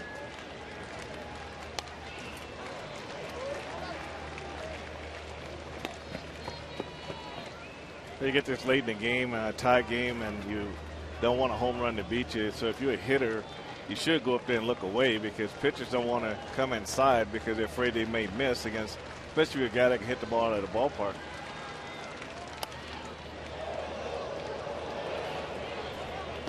Soria has walked 8 in 17 2/3 innings. All of last year he walked 16.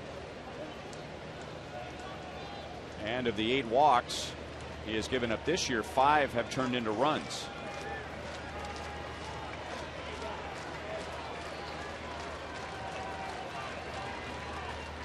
And a leadoff walk to Rasmus. He has walked 4 times today.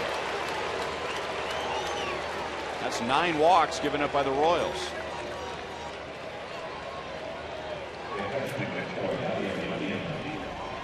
We go back to Friday night. You saw a difference, Soria. I mean, he got his ground ball to Escobar at shortstop, and then he was able to get a lazy fly ball, and then he just when he gets ahead, he can use that pitch. And if you don't command your fastball, you start to use those pitches right there. And Rasmus, that was a 9-pitch at bat. You know, that's a lot of work.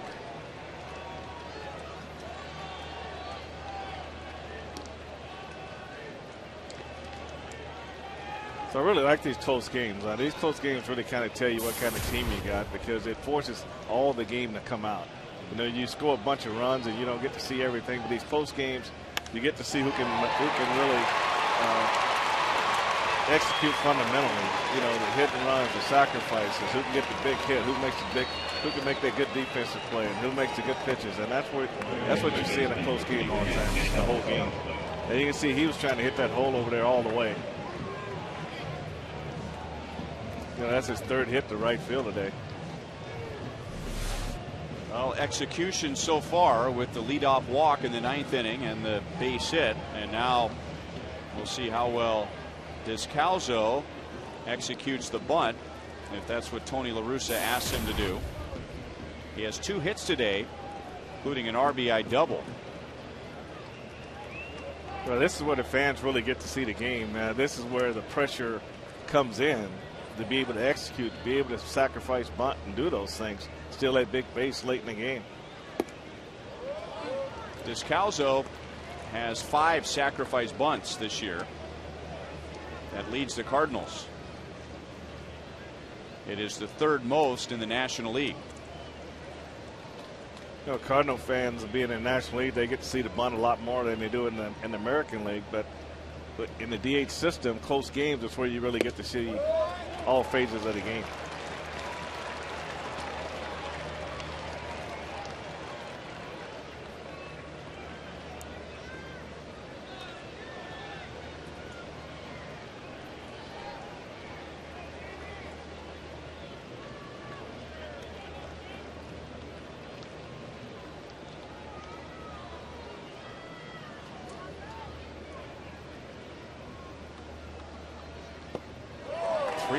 No strikes. Descalzo is trying to give the Royals an out, trying to lay down a bunt, but Soria is still fighting the strike zone. You're right, Ryan. You got to go ahead and make him do what he want to do. You don't want to give the manager the opposition the opportunity to change their mind. You basically want to take that out. Throw a fastball, throw a 4-seamer right down the middle of the plate. You know, throw it, kind of belt high. And just try to see what you can get on the ground. You want to get that one out.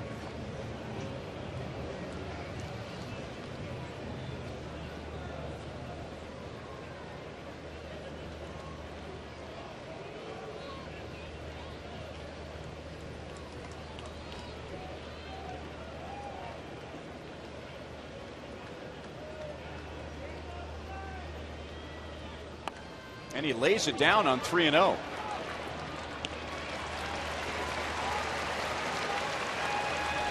Surprised? I'm surprised. I mean, throw 1 strike, right? I mean, he's might get a walk and load the bases. Yeah, we knew what he wanted to do, but I'm like you, Ryan. I would have trusted myself to be able to bunt the next 2 pitches. I would have gave him an opportunity to walk me.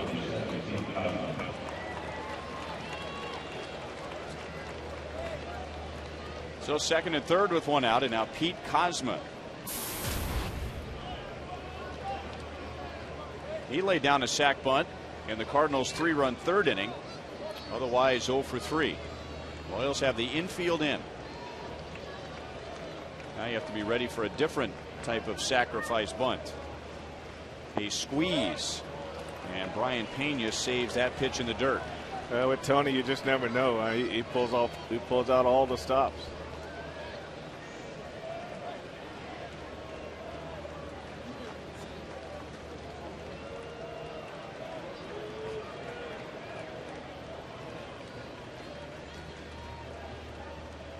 And a pitch out. 2-0.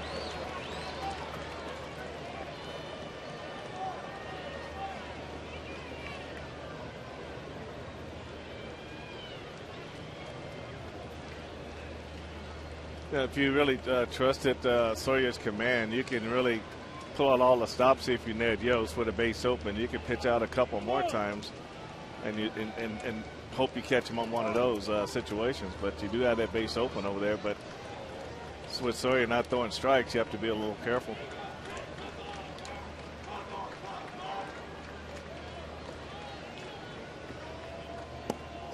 Rasmus made a move down the line trying to distract Soria. Don't know if it did or not, but Soria misses outside to make it 3-0. Well, you lay down a sac bunt on 3-0. Would you squeeze on 3-0? I mean, he's going to lay one in there, right? Well, you'd hope he would here, but Tony might look at it to give a player a chance to hit right here, too. Another walk, this one on 4 pitches. And now it comes down to Soria and John Jay.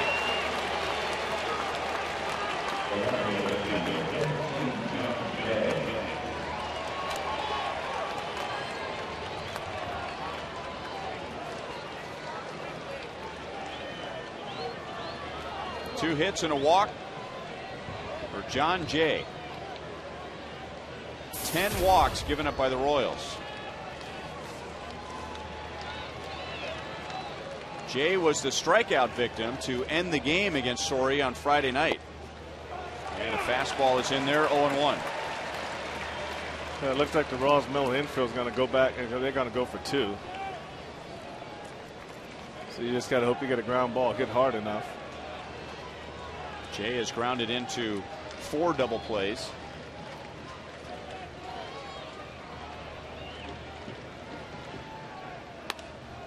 Here it is.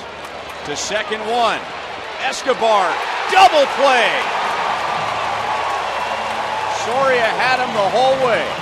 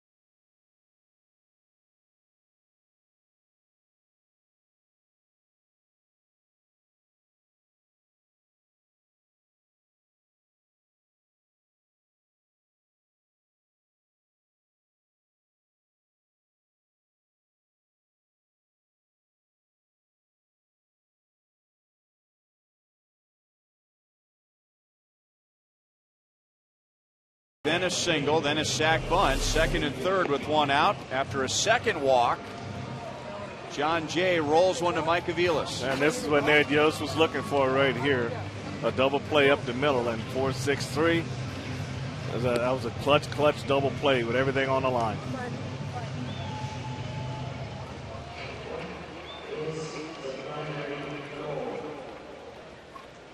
Just in time.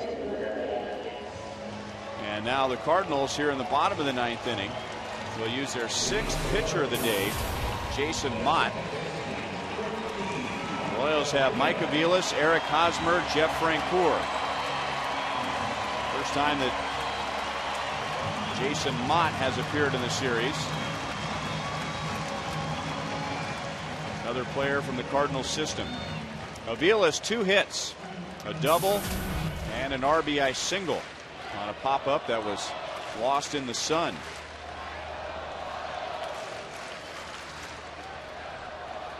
Mott has a great arm, and Aviles falls down to a knee trying to catch up to a 98-mile-an-hour fastball. Well, we know what Mike had in mind on that fastball on that first swing. So let's see if he can tone it down a little bit. Swinging that hard, it's kind of hard to make contact. 100 on the radar gun. He's got a big arm.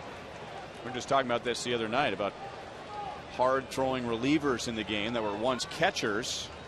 Jason Mott originally drafted as a catcher, has that short arm release, so he throws hard, and you can see where it might be hard to pick the ball up. Doesn't have the nice long arm swing. He hit 188 in his first 3 professional seasons. So the Cardinals moved him to pitcher in 2006.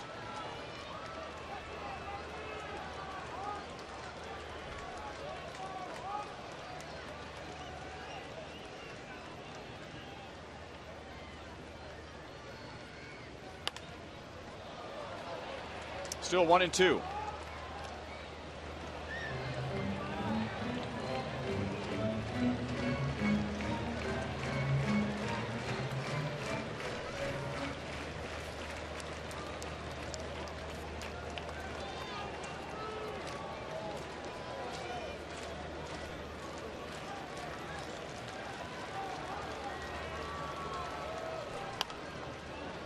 Another foul ball. This is reminding me of an Aviles at bat earlier on the homestand.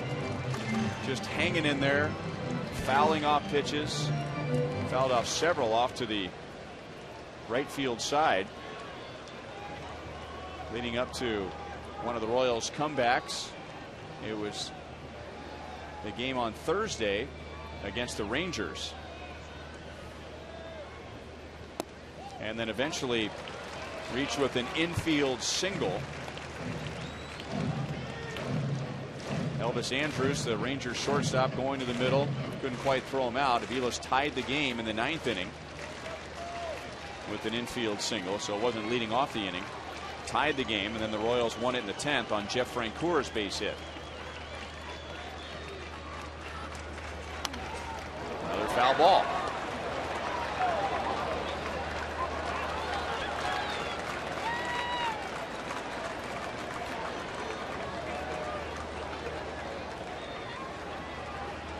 You know, Mike, if the fastball's in the strike zone, he's going to get the bat to it, and the Mott's going to come up with a pretty good fastball to get it by him. Well, pretty good fastball. That'd be 99 to 100, wouldn't it? Yeah, but you know, these hitters, if it's in the strike zone, hitters can speed up to hit that 90, even that 100-mile-an-hour fastball. Now, if he elevates it a little bit, make it more borderline, then it might be a tougher pitch because they have a little more rise on it. But if it's down in the actual strike zone, then Mike's probably going to put the bat on it.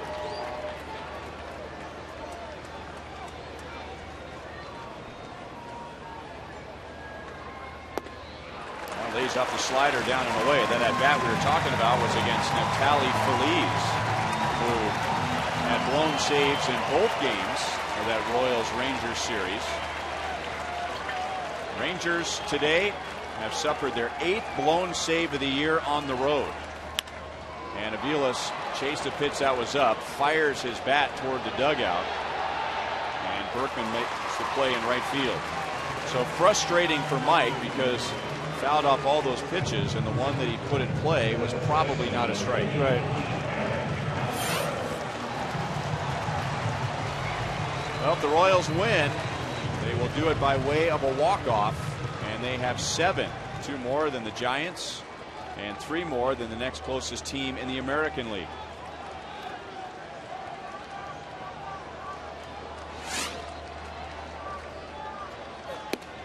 And now Hosmer going for it all.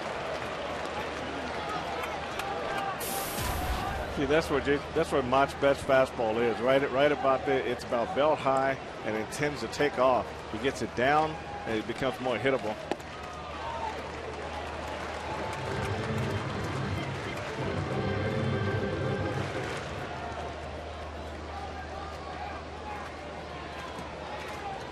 Hosmer 0 for 4 so far today. He had a 6-game hitting streak leading into the game.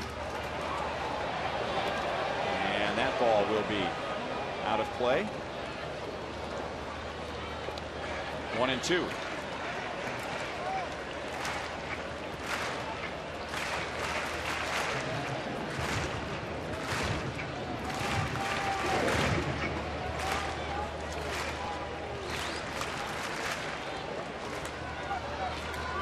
Jaime Garcia, Miguel Batista, Brian Talent, Eduardo Sanchez, Trevor Miller, and now Jason Mott pitching for the Cardinals here in the 9th.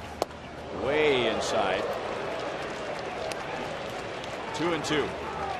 When Mott was a catcher, and they rate certain tools for every player, and the rating scale is what, 20 to 80, right? Mm-hmm. Mott, his throwing was scored as an 80, highest possible score. Going to get another pop-up. This time it's Rasmus in center field. So Hosmer is 0 for 5. So 2 down, and now Jeff Francoeur. Speaking of Thursday, this is how he ended the game in the bottom of the 10th inning, hitting Melky Cabrera to the plate. 6th inning today. A home run against Jaime Garcia, and then Tony La Russa took Garcia out of the game. In the 7th inning, hit by a pitch, stole a base, and scored the tying run on Wilson Betemit's single. A little bit outside, ball 1. Well, a little bit more raw magic wouldn't hurt.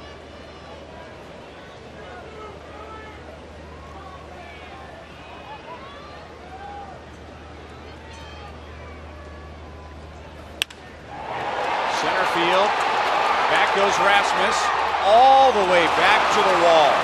Second time that Francoeur has flied to the warning track today. We go to the 10th.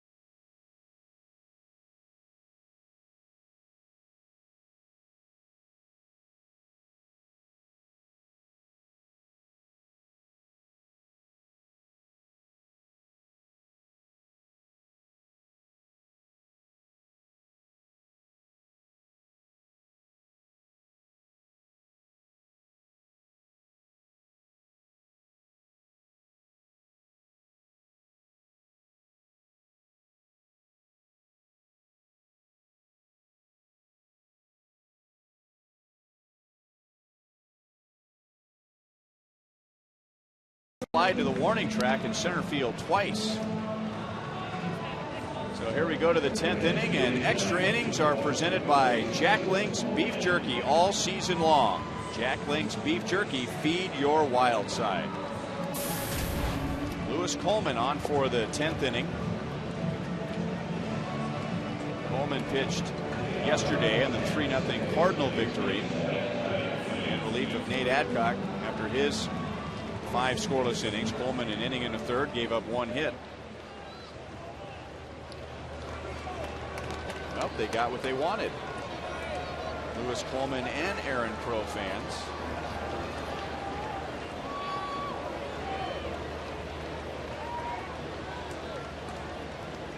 Crow pitched a scoreless 8th. Cardinals last inning got a leadoff walk from Colby Rasmus against Joaquim Soria. Then Yadier Molina singled, so 2 on, nobody out. Daniel Descalzo laid down a sac bunt. Then Pete Cosma walked. Bases loaded, 1 out. And Soria got John Jay to ground into an inning-ending double play.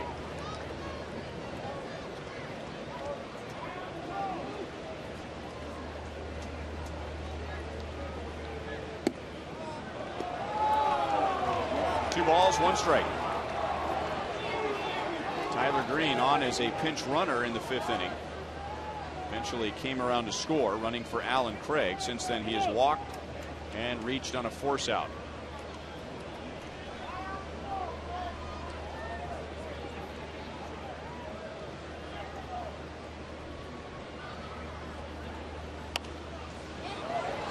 Popped up, back and out of play.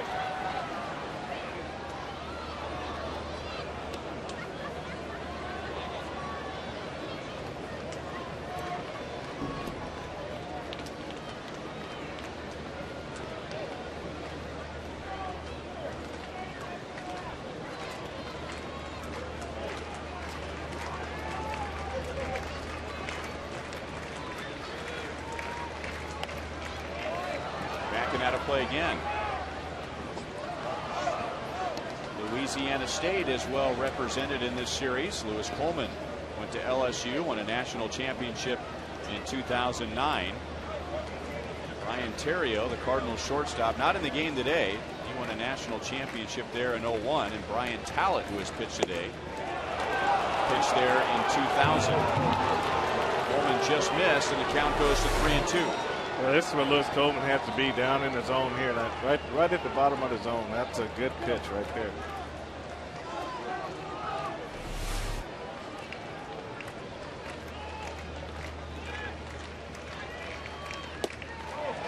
Leadoff walk.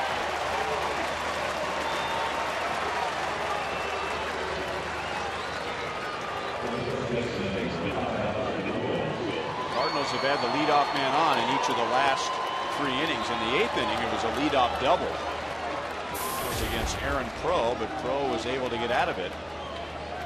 Soria the leadoff walk in the 9th. Cardinals failed to score. Now Pujols, who has 2 singles. Bending back on a slider, 0-1. Yeah, nice slider, nice pitch. Starts it at him, gets him to flinch, and catches the plate.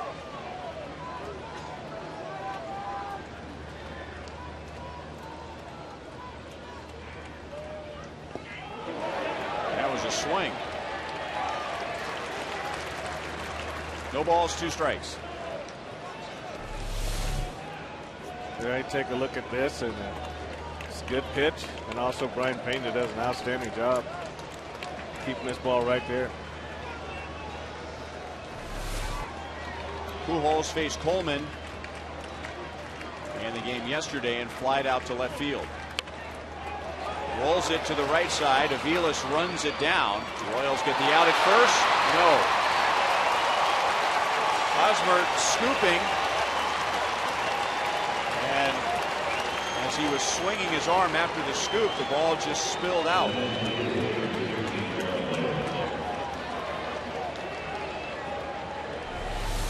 Well, Mike goes a long way to his left with this, and he's not able to get, he didn't get a lot on this throw. The ball kind of followed him and just hit right in the heel of Eric Hosmer's glove. There's an error on Aviles. That's not going to make Hosmer feel any better.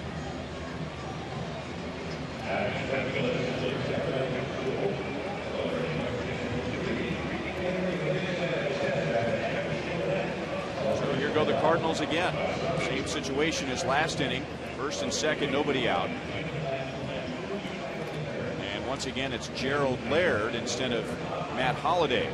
Holliday removed for a pinch runner back in the 5th inning. Laird has struck out, and he is lined to left field. A good bunter. We talked about this earlier, and not just a good bunter in a sacrifice situation, but often will surprise a defense by laying down a drag bunt. He's swinging away. Well, I can see what Tony's trying to do here is if you bunt the runners over, then Berkman won't get a chance to hit, and you got to put the game in the hands of Kobe Rasmus. So he wants to make sure Berkman gets a turn to hit in this inning.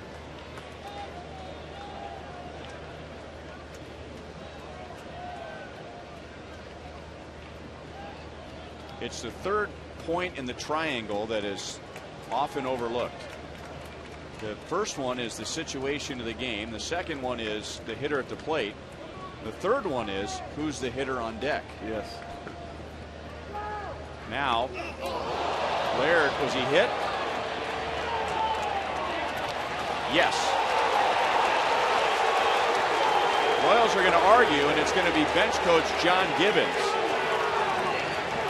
Angel Campos, he threw his hands in the air, and everybody was waiting to figure out if it meant hands in the air, dead ball, foul ball, hands in the air, dead ball, hit by a pitch.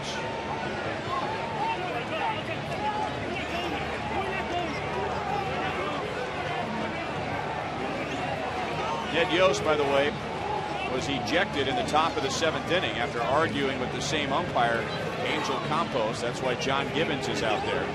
And Ned Yost went out there after Matt Trainer had been ejected by Angel Campos. Well, I guess after that first pitch and Tony La Russa saw the first swings from Jared Laird, he figured, well, I better get these guys over. And now he comes out a little bit more hit because now Lance Berkman gets to hit with the bases loaded and nobody out. And John Gibbons is putting up a vigorous argument on this point.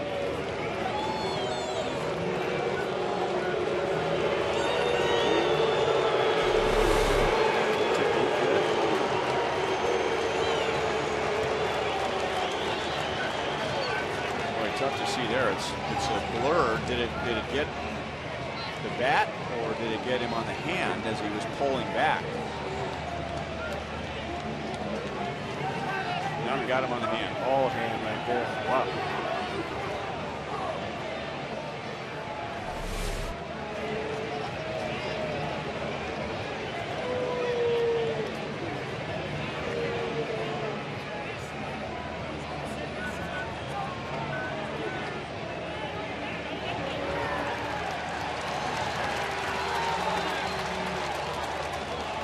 They appeal down to first base umpire Chad Fairchild, and wondering if Laird had offered at the pitch before he was hit,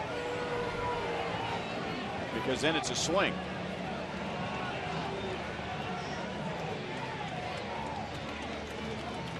So the Cardinals have the bases loaded with nobody out, and Lance Berkman will hit. He will not face Lewis Coleman. He will face Tim Collins.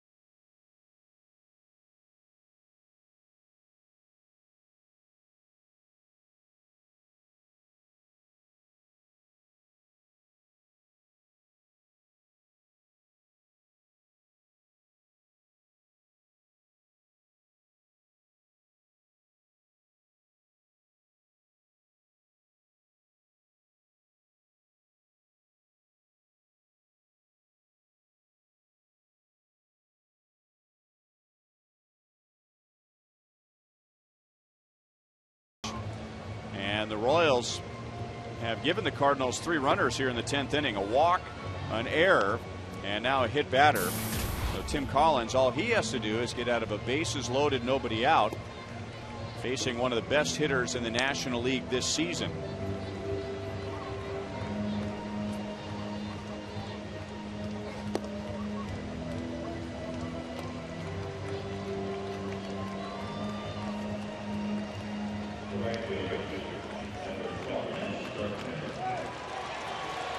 So far this year, Tim Collins, if you look from the 3rd line from the bottom, he has come on with 16 runners on base, and he has stranded 11 of the 16. This is where you just got to be aggressive here. You have nowhere to put another runner, so just go. You got to go right after him.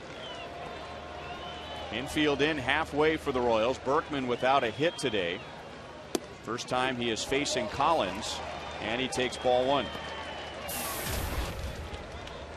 Pretty well balanced, better average, more home runs, more RBIs. He hits more often left-handed, but hitting over 300 from this side of the plate. Well, you're right, Ryan. You just have to go after him and hope he hits the ball in the right spot. Popped up. It's going to be a tough play for Aviles and a tough play for Francoeur. So just the guy the Cardinals wanted up there, Lance Berkman, with his 35 RBIs, and Collins makes a big pitch. He made a great pitch right there. You just got to be aggressive in this situation and see what happens. You can't really go in there trying to nitpick and really get him in a better hitting count, but use your best pitch in this situation, which is a fastball right there, and you got to pop up out of the situation. Francoeur made a long run to make this play. Looks like he's almost on the infield.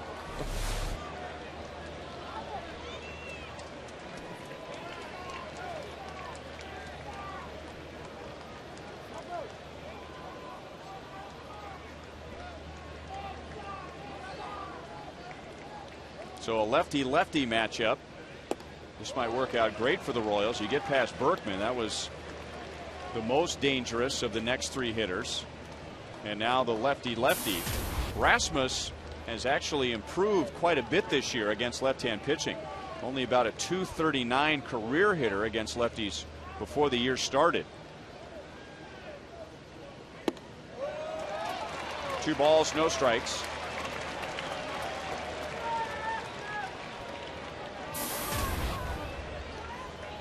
Many more opportunities for the Cardinals today. The Royals have been a lot more efficient.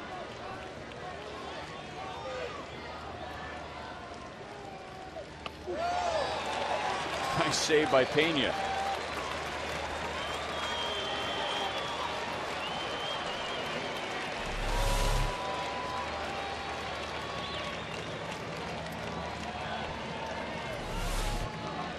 Reaching as far as he could go.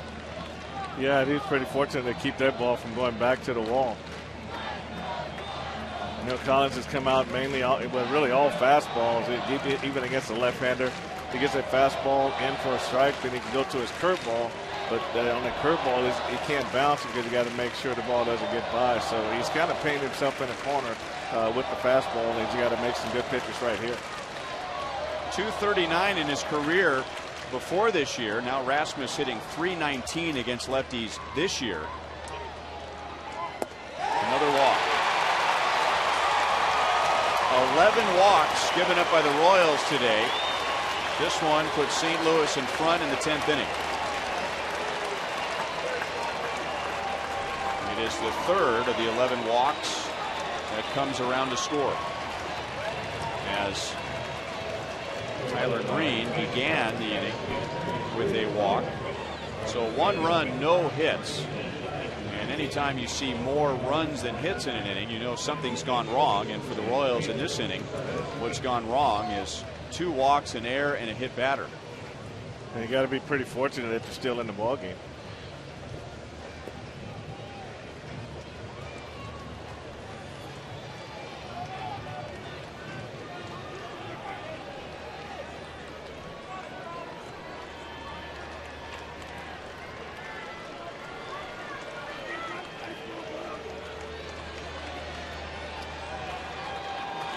And now Yadier Molina. He has a 4-hit game. And he's driven in 2 runs.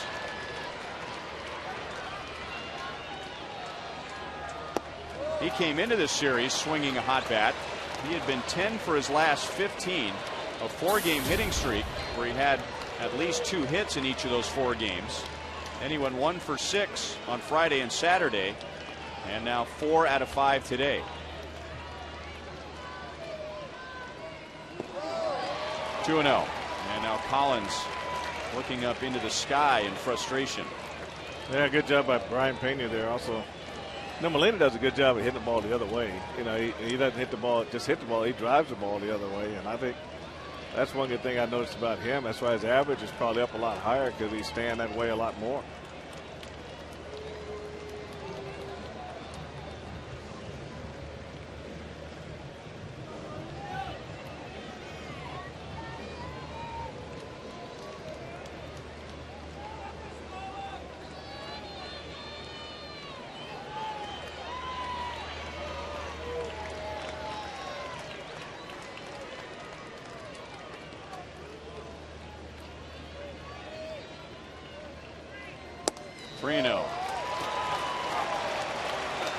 Collins is not even close.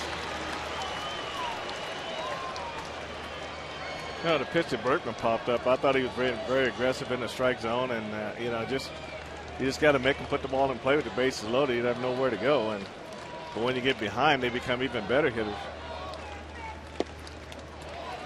3-1, and that might have been a little generous.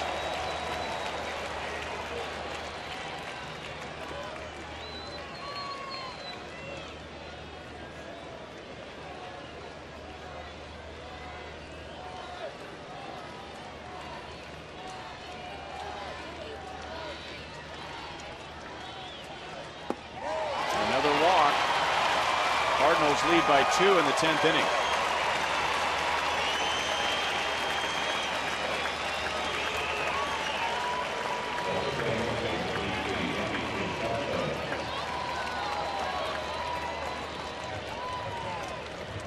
Second time that the Royals have had a game during this homestand where they've walked 13.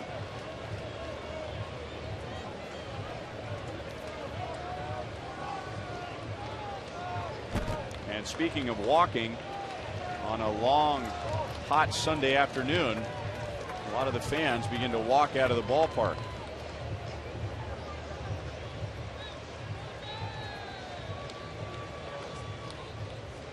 And now it'll be Blake Wood in relief of Tim Collins with the bases loaded, 1 out. Cardinals with 2 in the 10th.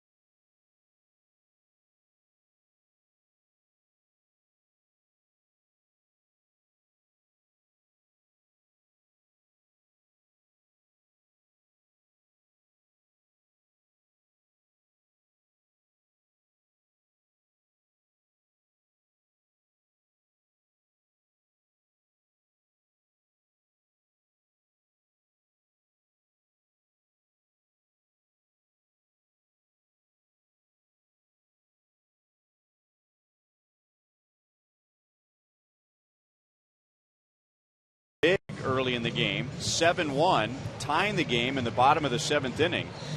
And now things falling apart in the 10th as the Cardinals have scored 2 runs on no hits 3 walks, a hit batter, and an error allowed by the Royals. Blake Wood coming on, and you know he couldn't wait to get back on the mound after giving up a 2-run home run in the 8th inning yesterday to Matt Holliday.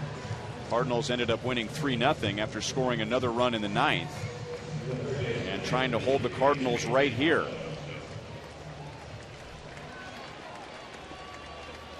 So they're still loaded up. Rasmus at second, Molina at first, reaching with RBI walks.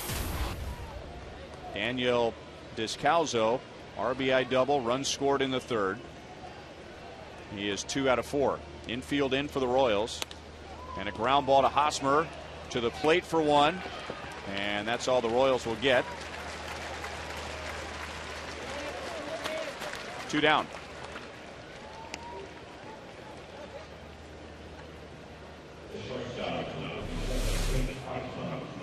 This is one of the double plays you don't see very often in 3-2-3, but Hosmer makes a nice throw chest high to Brian Pena. He does a good job recognizing that there was no play. And Hosmer takes a crow hop, makes a nice easy throw to the catcher. Didn't get in a hurry.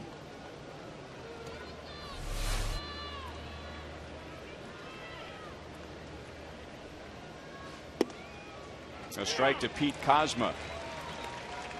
0 for 3 with a walk and a sacrifice bunt. Cardinals got all 7 of their runs against Sean O'Sullivan, but then Greg Holland, Everett Tiefert, Aaron Crow, Joaquim Soria held the Cardinals scoreless until this inning. No balls, 2 strikes. Lewis Coleman taking over in the 10th. Walked Tyler Green, and Albert Pujols reached on the air by Mike Aviles. Gerald Laird hit by a pitch. Tim Collins came on and got a big out with the bases loaded, nobody out. Lance Berkman at the plate got him on a fly ball to shallow right, but then the back-to-back bases loaded walks, driving in 2 runs. Got him. Cardinals get 2, so we go to the bottom of the 10th with Butler, Betemit, and Pena coming up.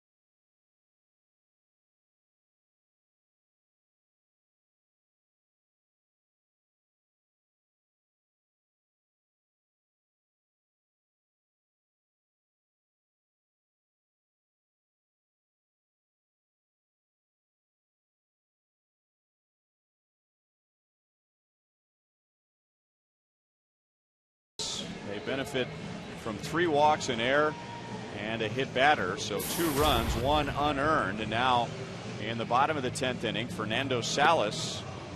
He saved the game yesterday, so going for his 7th. He is perfect in save opportunities. An ERA under 1 and an opponent's batting average under 165. The Royals have Billy Butler, Wilson Betemit, and Brian Pena.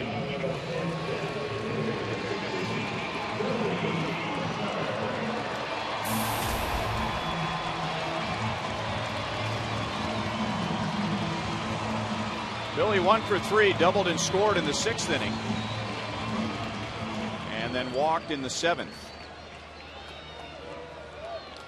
Walked right in front of Wilson Betemit's base hit that drove in Jeff Francoeur and tied the game at 7. The Royals came back from a 7-1 deficit And Billy into left center. That's deep. And it is over the head of John Jay.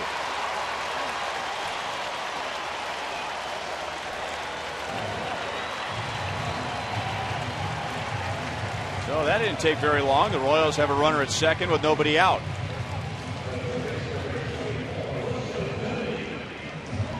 And when pitchers make a mistake today, the hitters have made him pay for it. As a fastball up in the zone, and Billy was able to turn on it and drive it into left center field.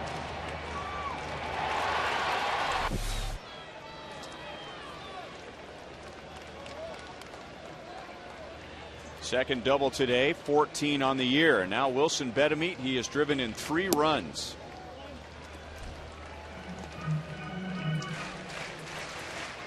Hit a 2-run home run in the 6th inning.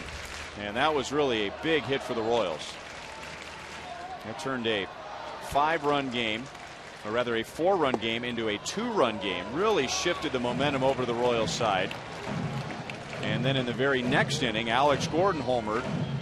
And then Betemit's next hit, and that tied the game at 7.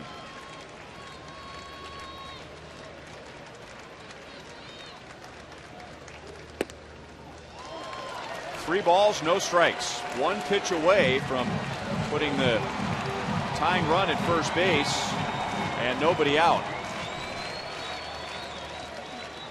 After spending 4 hours sitting around in the bullpen, now Salas trying to pull his focus back together. 3-1.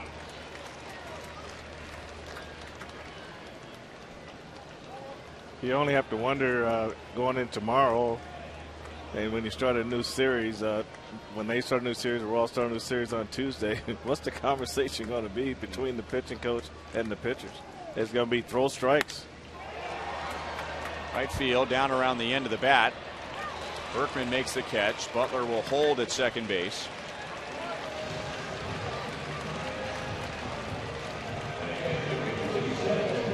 And up comes Brian Pena. Fernando Salas out of Mexico. So the Cardinals start the game with a Mexican-born pitcher, Jaime Garcia, hoping to go 6-0. That didn't work out, and now trying to end the game with the Mexican pitcher Fernando Salas.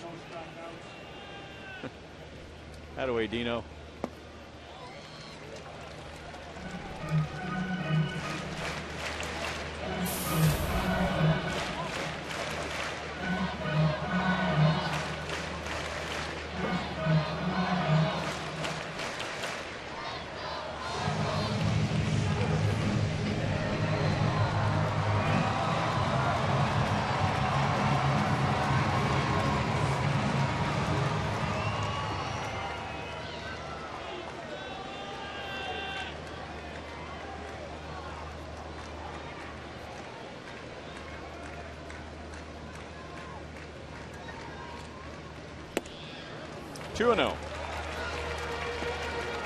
Mentioned earlier in the game that if the Royals were hoping for a dramatic victory, the Cardinals had blown 7 saves on the road, and the Royals have 7 walk-off wins. Now the Cardinals have blown their 8th save today, where the Royals get their 8th walk-off win. Brian Pena, right center field, deep. Back goes Berkman, and it's off the bottom of the wall. So it'll be a 1-run game. Pena drives in Butler to make it 9-8.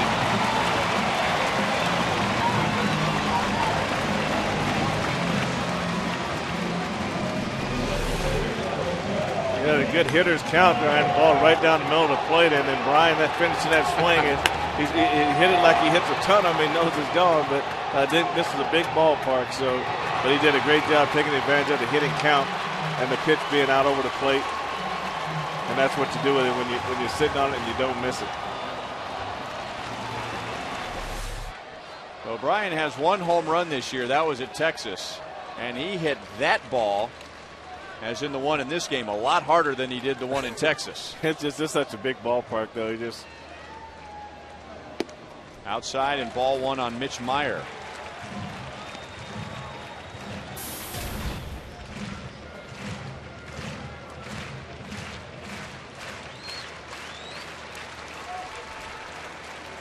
1 for 4, 2 runs scored.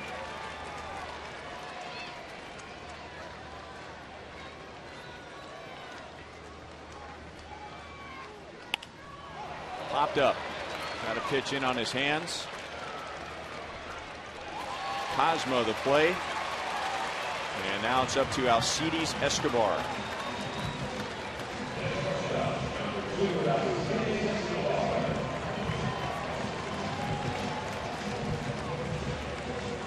Escobar has 2 hits. Now his batting average is .233, but hitters of his style can be scary because they're always ready to swing. I mean, you're never going to fool, or I should say surprise, a guy like Escobar. I mean, it doesn't matter what type of pitch it is. If it's close to the plate, you know he's going to be swinging. You're right. He's aggressive, and a lot of times he chases that pitch down off the plate. But I tell you what, he's not shy at the plate. He's had another very good day on defense.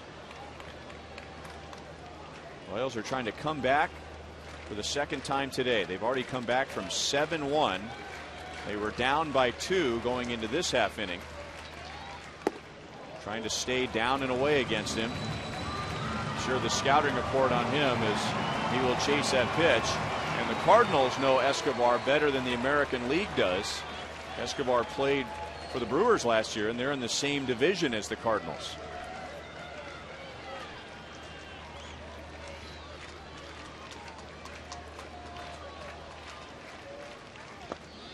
That's the pitch. 1-2. Yeah, that's where the discipline has to come from Escobar as he goes forward, and that's going to be the battle on a daily basis, just to get better pitches to hit. Don't guess fastball, and then swing it to break them all off the plate down and away.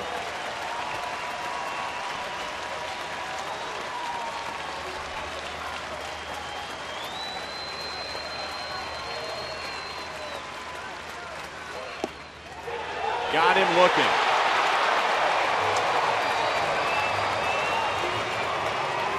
Royals get a run in the bottom of the 10th inning, but the Cardinals take the game, and they take the series 9-8.